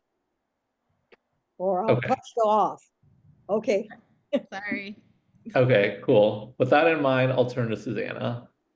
Mine's not even really a question. It's supposed to be fast. So, Tonya, I will attest to your progressiveness because I was right there with you and Fatima and everyone else in November, standing in front of Adam Schiff and the other candidates who were not standing up for a ceasefire. Any of you all on this call have any question about her progressive chops? She stood up early. She still stands today. And let me tell you what, she took risks and heat, because I'm first vice chair of the Contra Costa Central Committee. You would not believe the heat I take for my ceasefire stance. So I can only imagine you're much more high profile than I am. So do not doubt her progressive chops. Yeah, City of Oakland's continuing to receive heat for our resolution. So yeah. Stand tall. You got a ton of us behind you. Great. Thanks, Susanna. Joaquin. Oh, can you hear me? Yes. Yes, we can hear you. Yeah. What is your position on the recall of Pamela Price and the mayor? And is this different from any of your opponents? I'm not quite sure. I haven't, well, I honestly think that our opponent, like Charlene had mentioned, former Chief Lauren Armstrong, is probably a proponent of the recall for the mayor. I don't know where he stands on DA Pamela Price. But as for and I haven't heard any of the other candidates ask directly about it, but I feel like he's probably the only one that has at least with people who are for the recall, if not had said so directly. The Alameda County Democratic Party, and I was an author, came out immediately against the recall for DA Price. We actually invested funds towards ensuring that to get people not to sign. Some of you may have received a call from the Democratic Party with my voice encouraging people not to sign. Also, we passed an early resolution also denouncing the recall for the mayor. Now, we haven't officially endorsed for the ballot, but the majority of us believe that we need to ensure that those who are democratically elected serve their position. We do not believe that a recall should be, introduced when they haven't even completed at least a year or two of their seat. And so we feel that the election process is the process where voters get a chance to decide whether or not a candidate is worthy of their seat. And so unless someone does something truly deplorable, like maybe, cause an insurrection on January 6th, I don't know.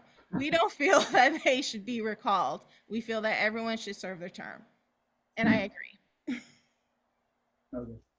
Perfect. Thank you both. And then Nelson, and we'll end it there. Okay.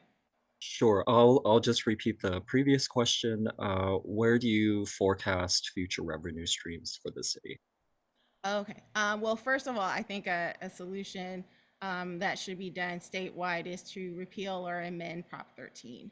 I think we definitely need to hold corporations that are getting steep discounts on their property taxes need to actually start paying their fair share. So that's one.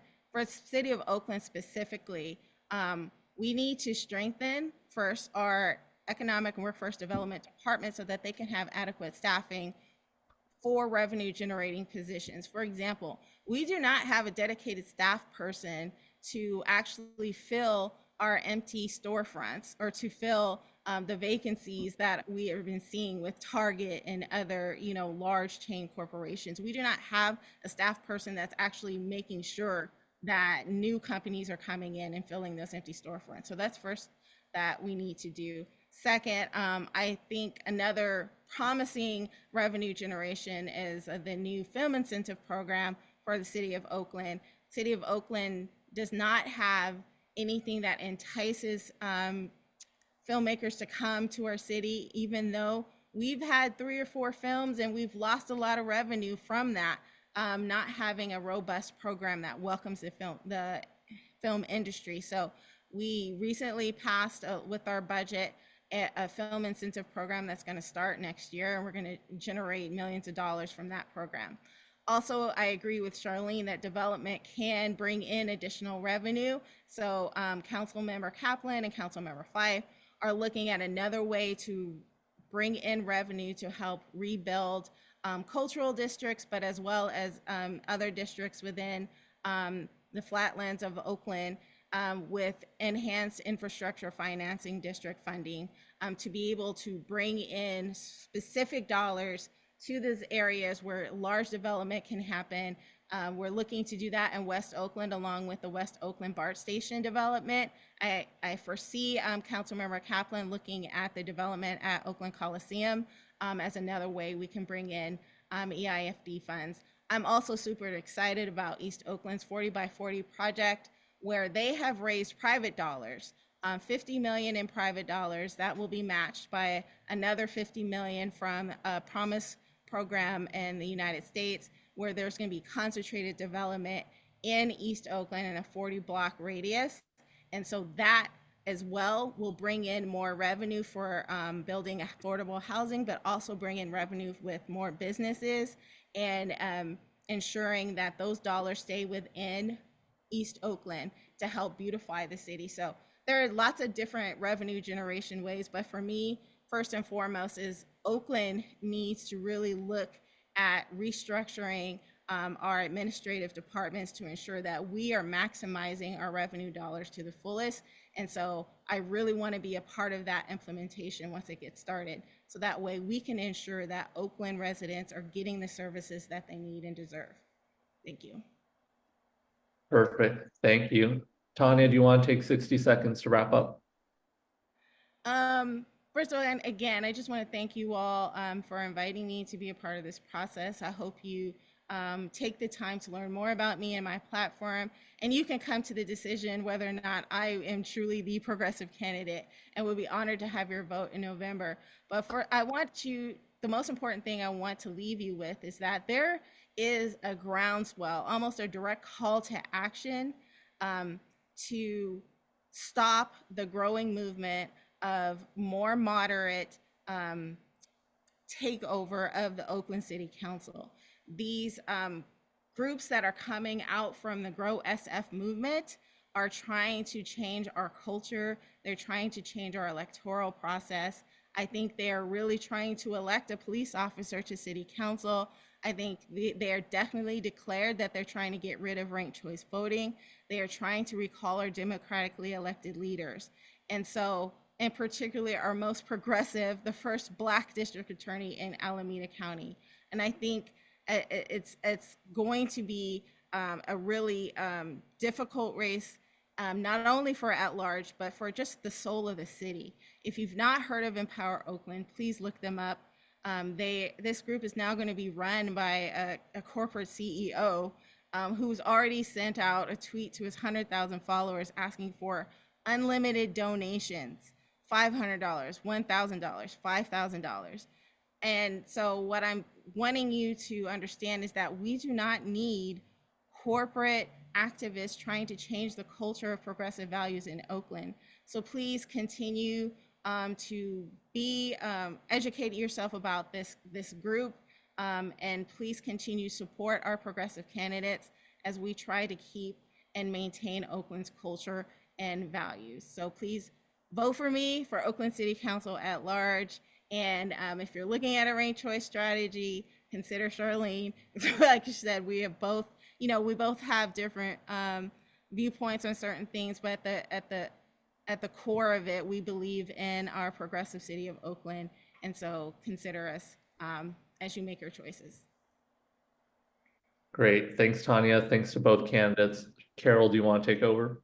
Yeah. Okay, I'm going to give a quick update. We're going to go way beyond 6 o'clock. Please stay. We have 3 more amazing candidates to hear from. Mark will introduce the first 2.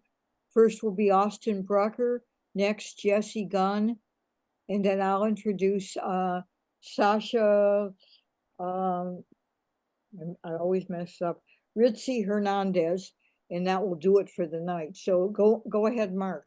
All right, I'll try to be quick. By the way, thank you, Charlene. Thank you, Tonya. Thank you so much, both of you. We need progressives at every level of government. Progressives, not just by name, but by action.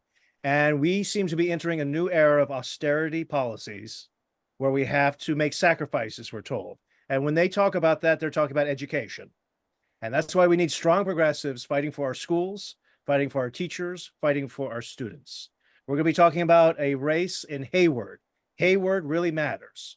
It has a larger population than Berkeley. It has a more diverse, economically and culturally diverse education system than a lot of the places in East Bay. The candidate we're going to hear from he's already been endorsed by Rokana, by the Hayward Education Association, by NUHW. I can't wait to hear from Austin Bruckner Carrillo, running for Hayward Unified School District. Austin, go ahead. Thank you, Mark. I want to thank everyone for being here. I want to thank our Revolution East Bay. I proudly had your support as part of the People Powered Progressives campaign to really change and protect the progressive bloc that is our central committee. Unfortunately, as all of you know, that was not something we were successful with in March. School boards are the #1 attack from the Republican Party. East Bay Insider just put out an article that says this race, Hayward Unified School District, is the epicenter for the California Republican Party. It's where they're going to dedicate their time, their momentum, and their energy. I know JP talked about Moms for Liberty folks in her district. They are coming for Hayward. They've already been in Pinole, and the same folks that were rallying to protect the conservative majority in Pinole are backing conservative candidates for this race. There's about 7 folks in this race for 3 seats, with a couple days left for folks to file. Mimi talked about Luis Reynoso, who is a well-known anti-gay person within Hayward politics, started the trend of conservatives running for multiple seats on multiple elected bodies, which he won last cycle. He won a seat on both the Hayward School Board as well as Chabot Las Positas Community College District. One of the tools that Republicans are using, and it's straight out of the Pinole playbook, is they are making up false and terrible accusations as part of restraining orders. They use that tactic in Pinole, and they've used it against me in Hayward. I had a well-known right-wing activist, Tom Wong, who's a member of the Republican Party, file a restraining order claiming I was organizing people to park outside of his house. Those that know the restraining order process, you can make up a bunch of stuff, make up an address, and someone comes and pounds on your door. I am the child of someone who grew up in a home riddled with domestic violence. I can't tell you how traumatic that is to have someone come pound on your door, not knowing if they're going to come to your workplace. You would think that if the war on education truly exists, which I believe it does, that the moderates in our community would recognize what is truly at stake in our school boards. Unfortunately, in Hayward, that is not the case. Hayward School Board is perhaps the most contentious seat in Hayward politics, and the moderates really have nothing better to do than to rally behind a hand-selected moderate candidate, a charter school candidate, an anti-union candidate who does not have name recognition, who is falsely portraying themselves as an educator, because they are concerned that if we get progressives on our school board, progressives like myself that understand that the role of a school board member goes beyond how do we teach kids to read and write, but understands that we can only achieve that mission. We can only achieve the mission of having kids succeed in the future if we fight for climate change, affordable housing, rent protections, and that the role of a school board member is really advocacy both in and outside of the district office. I'm proud to be the sole non-incumbent supported by Hayward teachers, the California Young Dems, and I'd be honored to have our Revolution East Bay in my corner. Thank you for all you do and for fighting for more progressive politics. Thank you, Austin. We're going to go ahead and go to questions. Joaquin, I see your hand up. Go ahead. Oh, sorry, I didn't lower it. Whoops. Yeah, I don't know much about Hayward School Board, so sorry.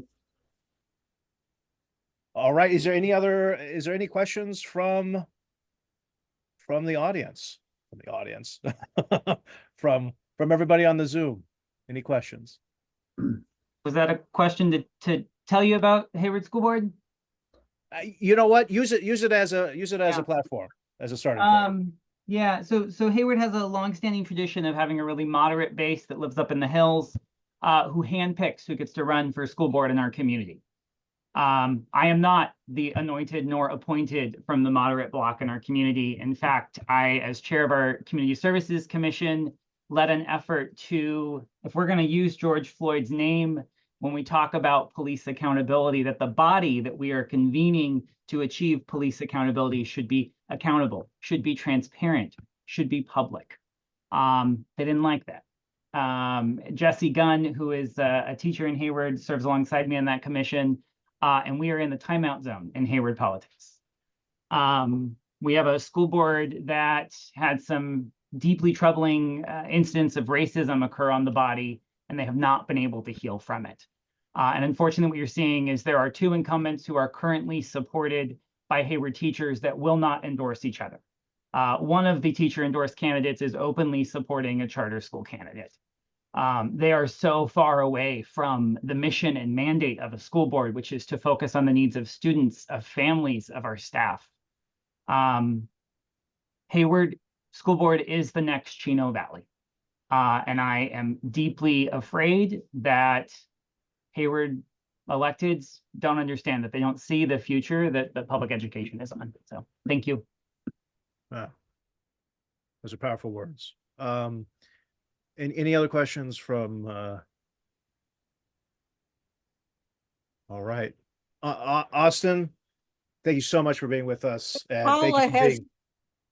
Oh, she's clapping. Oh, very good, very good. Austin, thank you for being in the fight. Thank you for being in the struggle, and just know that Hayward really does matter. Really does. All right. Thank you, Austin. Just acknowledging the time, going to go straight to our next person. Transit. It's been really amazing in recent years to see the progressive attention towards transit, concerning about equity and really some visionary perspectives. And it's been a wonderful thing to see the progressive movement focus on transit as policy and as implementation. The next person that we're going to hear from is the Community Services Commissioner. He's part of the Hayward Education Association Executive Committee, I believe. He's someone who's already connected to community. And he's endorsed by our friends Jovanka Beckles and George Syrop and lots of other great people. And I'm very anxious to hear about his vision for AC Transit. It is Jesse Gunn running for AC Transit Director. Jesse, go ahead. Thank you so much, Mark. Yes, my name is Jesse Gunn, and I'm running for AC Transit Ward 6 Director. I just wanted to stop and first thank you all for the opportunity to speak with you today. I'm running for AC Transit because I believe that public transit is a key component of addressing climate change. It's also a key component of building strong communities. I am a public school teacher in Hayward, who, as I mentioned in the chat, is proud to support Austin as well. But I teach primarily English learners, students from Central America, South America, the Middle East, and I'm also a labor and community organizer, community services commissioner with the city of Hayward, and I was part of the people-powered progressives for the 2023 ADEMS. So something that is, in my opinion, very important for somebody running for AC Transit is that I am a frequent transit rider. I just actually took the bus and BART over all the way to Walnut Creek today because my wife's getting an ear piercing. And so I know the vital role that public transit plays in addressing climate justice with linking neighborhoods to jobs, to schools, to essential services. And I'm deeply committed to advocating for transportation justice and ensuring that our transit system supports everyone in our community. My priorities would be centered on improving bus frequency and reliability. By enhancing our services and schedules, we can make it easier for everyone to get where they need to go on time and with less stress. A lot of this will have to do with taking care of the needs of our workers, our hardworking union drivers, our operators, our mechanics. They have been struggling recently with lack of break times, meal times, sometimes going 8 hours without being able to use the restroom. And I think that's completely unacceptable. And we need to be more responsive to addressing these problems as they arise. Accessibility is also crucial. We need to make sure that our transit system works for everyone, including the elderly, the disabled, and parents with young children. I would love to see more shelters and benches at stops, ensuring that all of our buses and facilities are accessible to all riders. I'm deeply committed as well to environmentally sustainable transit system. We need to prioritize clean energy and modern buses and facilities, and making sure that we can adapt to future challenges while maintaining the affordability for riders. Being a labor organizer and a leader in our local teachers union, I have helped to organize rallies against school closures in support of inclusivity and LGBTQ+ youth. And I'm also a teacher leader in developing climate change curriculum, which will soon, fingers crossed, be deployed across K through 12. We're at the moment been working in a 4-year grant at the high school and middle school level, but we would like to see climate literate graduates in Hayward. As a frequent public transit rider, I've experienced the benefits and challenges that our system faces firsthand. And I am passionate about making sure that AC Transit is reliable, safe, and equitable for everyone. I've lived here for nearly 30 years and have the endorsement of over 20 organizations and elected leaders across the region. And so I just respectfully ask for your support and endorsement as well to have a more connected future for all of our residents. Thank you, Jesse. Thank you for that so much. And thank you for mentioning bus shelters and benches. Just a small thing, but so important. I've seen our seniors soaked in on rainy days. It's just, people say we got to cut the budget. Businesses don't want homeless on the benches. What the heck? I mean, so thank you for even mentioning that. Going to Q&A. Rafael, I see your hand up. Go ahead. Yeah, so I got a quick question because AC Transit sort of just touches on Pinole a slight bit. What's your opinion about MTA's broader program to sort of merge the various regional transit agencies or harmonize them, or however you want to put it? Yeah, thank you. I am in support of the seamless transit principles put out by Seamless Bay Area. I don't think we need one single agency handling all of public transit across the entire Bay Area. That kind of scares me. It feels unwieldy, but I definitely feel like there's room for improvement. Specifically in my area, we have Union City Transit, which is, to my knowledge, not union operated, has a very limited amount of bus service that they do. Meanwhile, AC Transit does offer services into Union City, but there's no representation. They don't get a vote onto the AC Transit board because they're technically outside of our area. So yes, I definitely think there's room for improvement. There's also a great need for additional funding in the future. And so if they tie it to that, I think we may be able to get away with doing this. Thank you for that. Next question is from our friend Paola. Hi there. Thank you very much for being here. I should get on camera. I do have a question. Can you explain to us what your role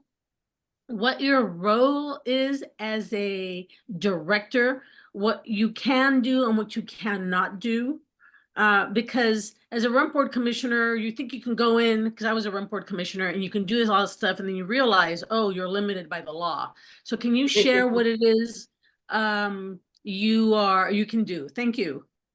Such a smart question. Yeah. Yeah, absolutely. Yeah. My first answer with that is what we should do is work with our union partners. we should be being more collaborative in this. So it's not me going in there and looking to enact whatever policies appeal to me at the moment, But no, they oversee the entire AC Transit district, which goes all the way up to, I believe, El Sobrante down into Fremont. And it's split across 7 different wards or districts. And so they oversee the East Bay bus system, essentially. They procure buses, they do the contracts for the operators, they decide on the service levels. At the moment, a very big thing that they're doing is the realign, where they're re-evaluating the transit needs here in the East Bay. And some of that means cut services. Some of that means expanded services. But where is it cut? Where is it expanded? That's what's currently happening. Unfortunately, in my view, it doesn't look like a net positive. The current plan that they have, that is the most likely one to be implemented when I'm elected. So part of my role and the things that I can do will be making sure that we are consistently reevaluating where we are to make sure that we are better and we're not locked into something for the next 10 years. Okay, thank you. If Mark would allow me one follow-up question. Absolutely, go for it. Sure. Staffing levels, what's the status? Because when you talked about the bus drivers, don't some of them don't take their breaks. And although in my experience, because I don't have a car and I do take AC Transit, the 98 bus line in front of the Coliseum, those guys take their breaks every time, let me tell you. So can you share a little bit about that? Thank you again. Yes, they are budgeted for about 1,300 operators. We currently have just under 1,200 operators, and we're operating at 85% of pre-pandemic capacity. So when we look at where we are as far as service levels, we are not quite where we were. The pandemic sort of accelerated a lot of the decline that was already in place when it comes to ridership. But in order to make things better, we do need more operators, because at the moment, depending on which route you're on and the time of day and what other traffic problems are happening, it can get spread pretty thin. All right, I think that's all the questions. Going once, going twice. Jesse, thank you so much for being with us. Really appreciate it. And Austin, thank you as well. All right, I'm going to hand it back to Carol. Carol, go for it. Okay. Yeah, thank you guys for being so patient. I know some people have been here a long time. We had a bunch of mess ups in the middle of the thing, and I had to keep leaving the meeting and getting people the information on how to get on. And things kind of got out of hand a little bit. Thanks everybody for being patient. We're moving now to our final candidate for today. And that's Sasha Ritzie-Hernandez. Sasha ran a few months ago for a special election in Oakland for the school board. And I think it was a temporary position or something, like a fill-in. And she didn't make it, but she's running again for it. Don't quit. Take a lesson from Bernie Sanders. You know, you keep it up and you're going to get elected. Anyway, she's very, very big on education. She's been an education activist since she was a teenager. She has a list a mile long of different things that she's accomplished in the area of education. So I'll turn this now over to Sasha. Thank you so much, Carol, for that introduction. I am humbled. To be here is generally a pleasure to be with you all. I'm going to keep it short, brief, and sweet. My name is Sasha Ritzie-Hernandez, and I was born in Mexico. I migrated to the U.S. when I was 12 years old, and I've been a super Oakland student since then, from middle school, high school, and I got to go to Laney Community College as well as Holy Names University, where I graduated, and unfortunately was close before I could finish my master's degree, but we are in the process of completing that.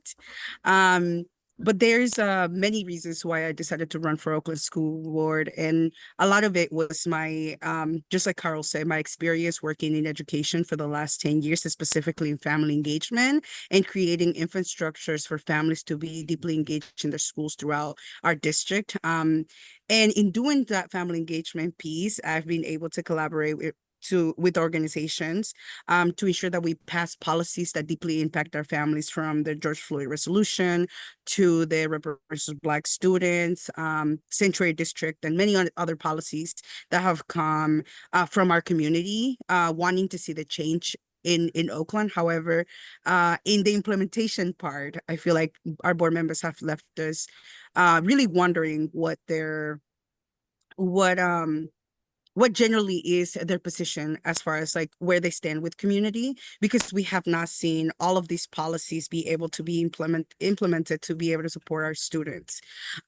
It was so funny because I was really listening to Austin and I was like, it feels like I'm running against the same person, because we see that that Hayward is I hear the same challenges that we're facing here in Oakland. One thing that I want to share is that I am the only person in District 5 that's running for District 5 who has gone through Oakland Public Schools, that has also was raised here in Oakland and that has really deep roots in Oakland. One of the challenges that we're facing right now in Oakland, that is one of the things that I am going to be very vocal and hope to be able to really navigate it with the community, is that we have a significant amount of charter schools in Oakland. And we know that that is a challenge. They are trying to monopolize our public education, but there's a specific challenge in District 5 because we are directly competing with charter schools, because we have 12 public run operated schools versus 11 charter schools. So when we say that charter schools can be an alternative in Oakland, unfortunately, we're seeing a real challenge where we are competing directly with charter schools. We know that for their renewals are coming up, and I really hope that we can have people in the board that are able to not only renew those charters based on what California is providing as far as the academic performance, where generally looking at their stats, none of the charter schools in District 5 specifically outperform our public schools. But I'm not just going to be looking at the academics, and I hope that people who get in the board are able to also look at how they are working with educators. We need to see what is their performance as far as like how they're working with special education, English language learners, newcomers. So there's a different criteria that I'm gonna be looking at. And I'm sorry for the noise. I'm gonna have to mute myself for a second.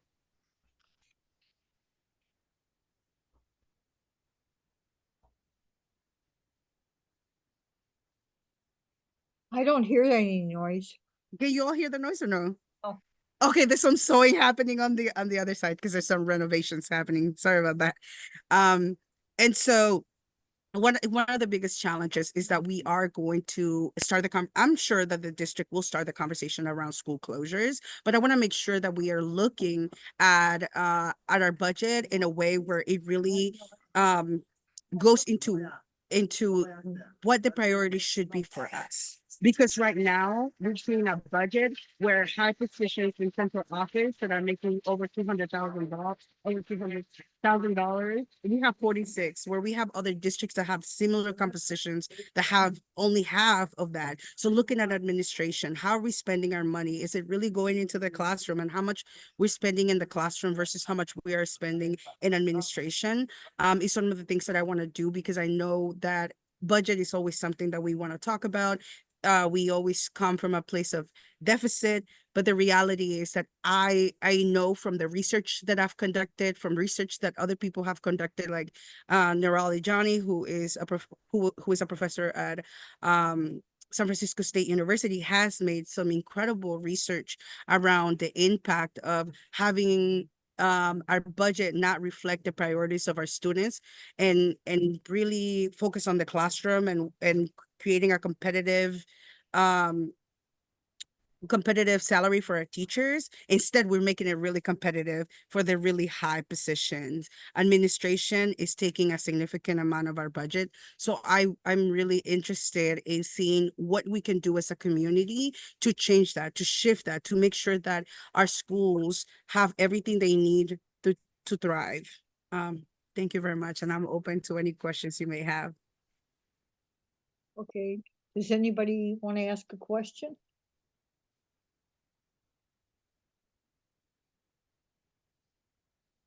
Going once? Austin, you must have a question. No, okay. Paula has a question. Yes. Hey there. Hey, Sasha. Good to see you. I'm glad to see you running again. So, can you, you had this first campaign, didn't work out. What did you learn, and what are you going to do differently this time to win? Because I know I locked on a lot of doors for you. So what's going to be done differently? Thank you. Thank you so much, Paula. I really appreciate it. I was going to say that I was so excited to see a lot of familiar faces that I've seen in the struggle and in the movement. I really appreciate you all and all the work that you all do. There's several things that are going to be different. So the last year, we had a lot of people who were academics, which we appreciate the research and trying to understand the landscape of Oakland. But this year, we're really focusing on ensuring that we have people who have organizing experience in our team. We are also hiring canvassers, as well as hiring someone who can coordinate our canvassing efforts. So really putting that emphasis more on the knocking on doors, because we knew that it worked. Despite the fact that we did not, oh my God, we had so little money, so little resources. We were 92 votes away from the new district to win. 92 votes. So that is the reason why I'm saying, you know what? They're bringing an outsider. They want an outsider to run against me, because that's what they want. They want us to stop. They want us to leave our cities. They want to kick us out. And I'm sorry, but I can't let that happen. I'm really fired up because this may be the year that the students get to vote. However, we know that there's still a lack of support to make that happen, both from the registered voters and the Oakland City. So we want to make sure that our students are also involved in the process. So this year, we're also going to hire student interns from our high schools in District 5 that I know that are going to bring the motivation, the passion, the love. And so I want our students to feel also included in the process, even if the city says you're not included, even if the county says that you're not included, that we are saying, no, this is your time, this is your moment, and we need to have you be part of this process. So coaching students to understand about campaigns and getting them involved is going to be a huge thing. I also feel like Paola, one of the things that was really exciting last year was that people always saw me in the background and being the person that was coaching and empowering our parents to come and speak on behalf of policies, to speak to their leaders. So I was never in the front, and I never really didn't expect to run for office. Quite frankly, as an organizer, I feel like my work has always been in the background, but people felt really inspired and motivated by our accountability, by how accessible we have been, and we want to continue to do that because I'm also the only candidate in my race that has grassroots organizing experience, and that just feels different. It's more genuine. It is about the community. It's about bringing people together, and so the students definitely having someone who is assigned to support the canvassing, and we are gonna send out a mailer for the first time because we couldn't afford one last year, and that is true. And so we knocked on as many doors as we could, and even without a mailer, and even with the opposition writing negative things about me in their own mailers, like we still got really, really close. So I know that this year, we're also getting people that were able to see our campaign, that were inspired by it, and that they're not seeing me shift as a result of the laws, if you will. Because to me, it just didn't have a super big impact, because we knew that we were lucky enough to be able to run a year later, where a lot of people have to wait those 4 years. I get to do it again, more experience with a lot more support. And it just is also one thing that I learned was also how we can start calling people in when they're not doing things that are in favor of the community. So I think last year I was a little less vocal about the negative impact of the charter schools, how they protested me, they threatened me, they harassed me, they protested me. And so I feel like those things I never really shared with the public, because I was like, okay, it impacted me, but I feel like our community also deserves to know that the charter schools are here, and they're being aggressive towards people who want to make a difference in public education. And so I think a big piece of the work this year is going to be creating that awareness of, this is not I'm an anti-charter candidate. I'm an anti-privatization candidate. I want to inform our communities the real impact of charter schools are having in our community. We have, like I said, half of our students in District 5 are in charter schools, and I want to do what I can to promote that love of learning with our students through our campaign. So maybe we can get more students back to our schools. We got to get creative. We got to be in the streets. So we're planning to do a lot more of that. So thank you so much for the question. Yeah. Thank you very much. Okay, do we have another question?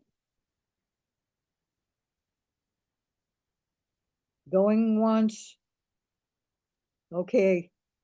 Sasha, thank you so much. Thank you, Sasha. It was really great hearing from you. Yeah. Yeah. Okay, guys, we have gone through 16 candidates, and I'm inspired. Every one of them is just absolutely amazing.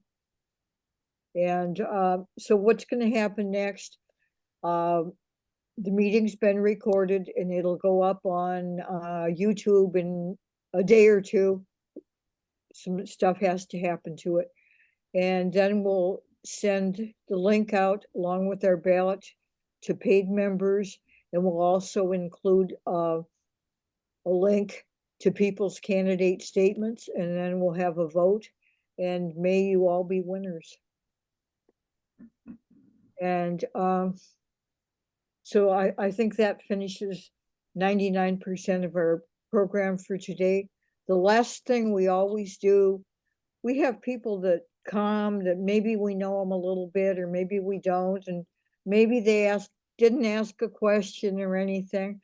So anybody that would like to introduce themselves or just say hi, so they can feel like really tied in as part of it, and there's no pressure, go ahead, just raise your hand and we'll call on you if there is anybody.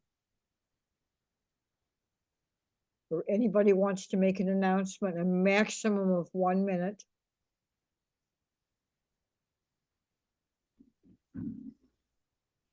Okay, I have an announcement. We have a lot of candidates that we've already endorsed. Javanka Beckles, Kate Harrison, Margot Smith, people in Richmond Progressive Alliance, Melvin Willis has already been endorsed, Vinnie Bacon, others, I'm forgetting names. We have people that we endorsed from Contra Costa, Marisol Rubio, I can't think, Chanel, help me there, Susanna. Miss Chanel Scales Preston. She's And- running for Board of Supervisors in Contra Costa. And every one of these people needs our support. We need people to contact their websites, tell them you want to come out and make phone calls, tell them you want to make a donation. There's many ways to participate. We need these people in office, you guys. We don't need these Republicans from whatever it was called that are trying to weasel into the seats. Anyway, so that's all I have to say. Please do it.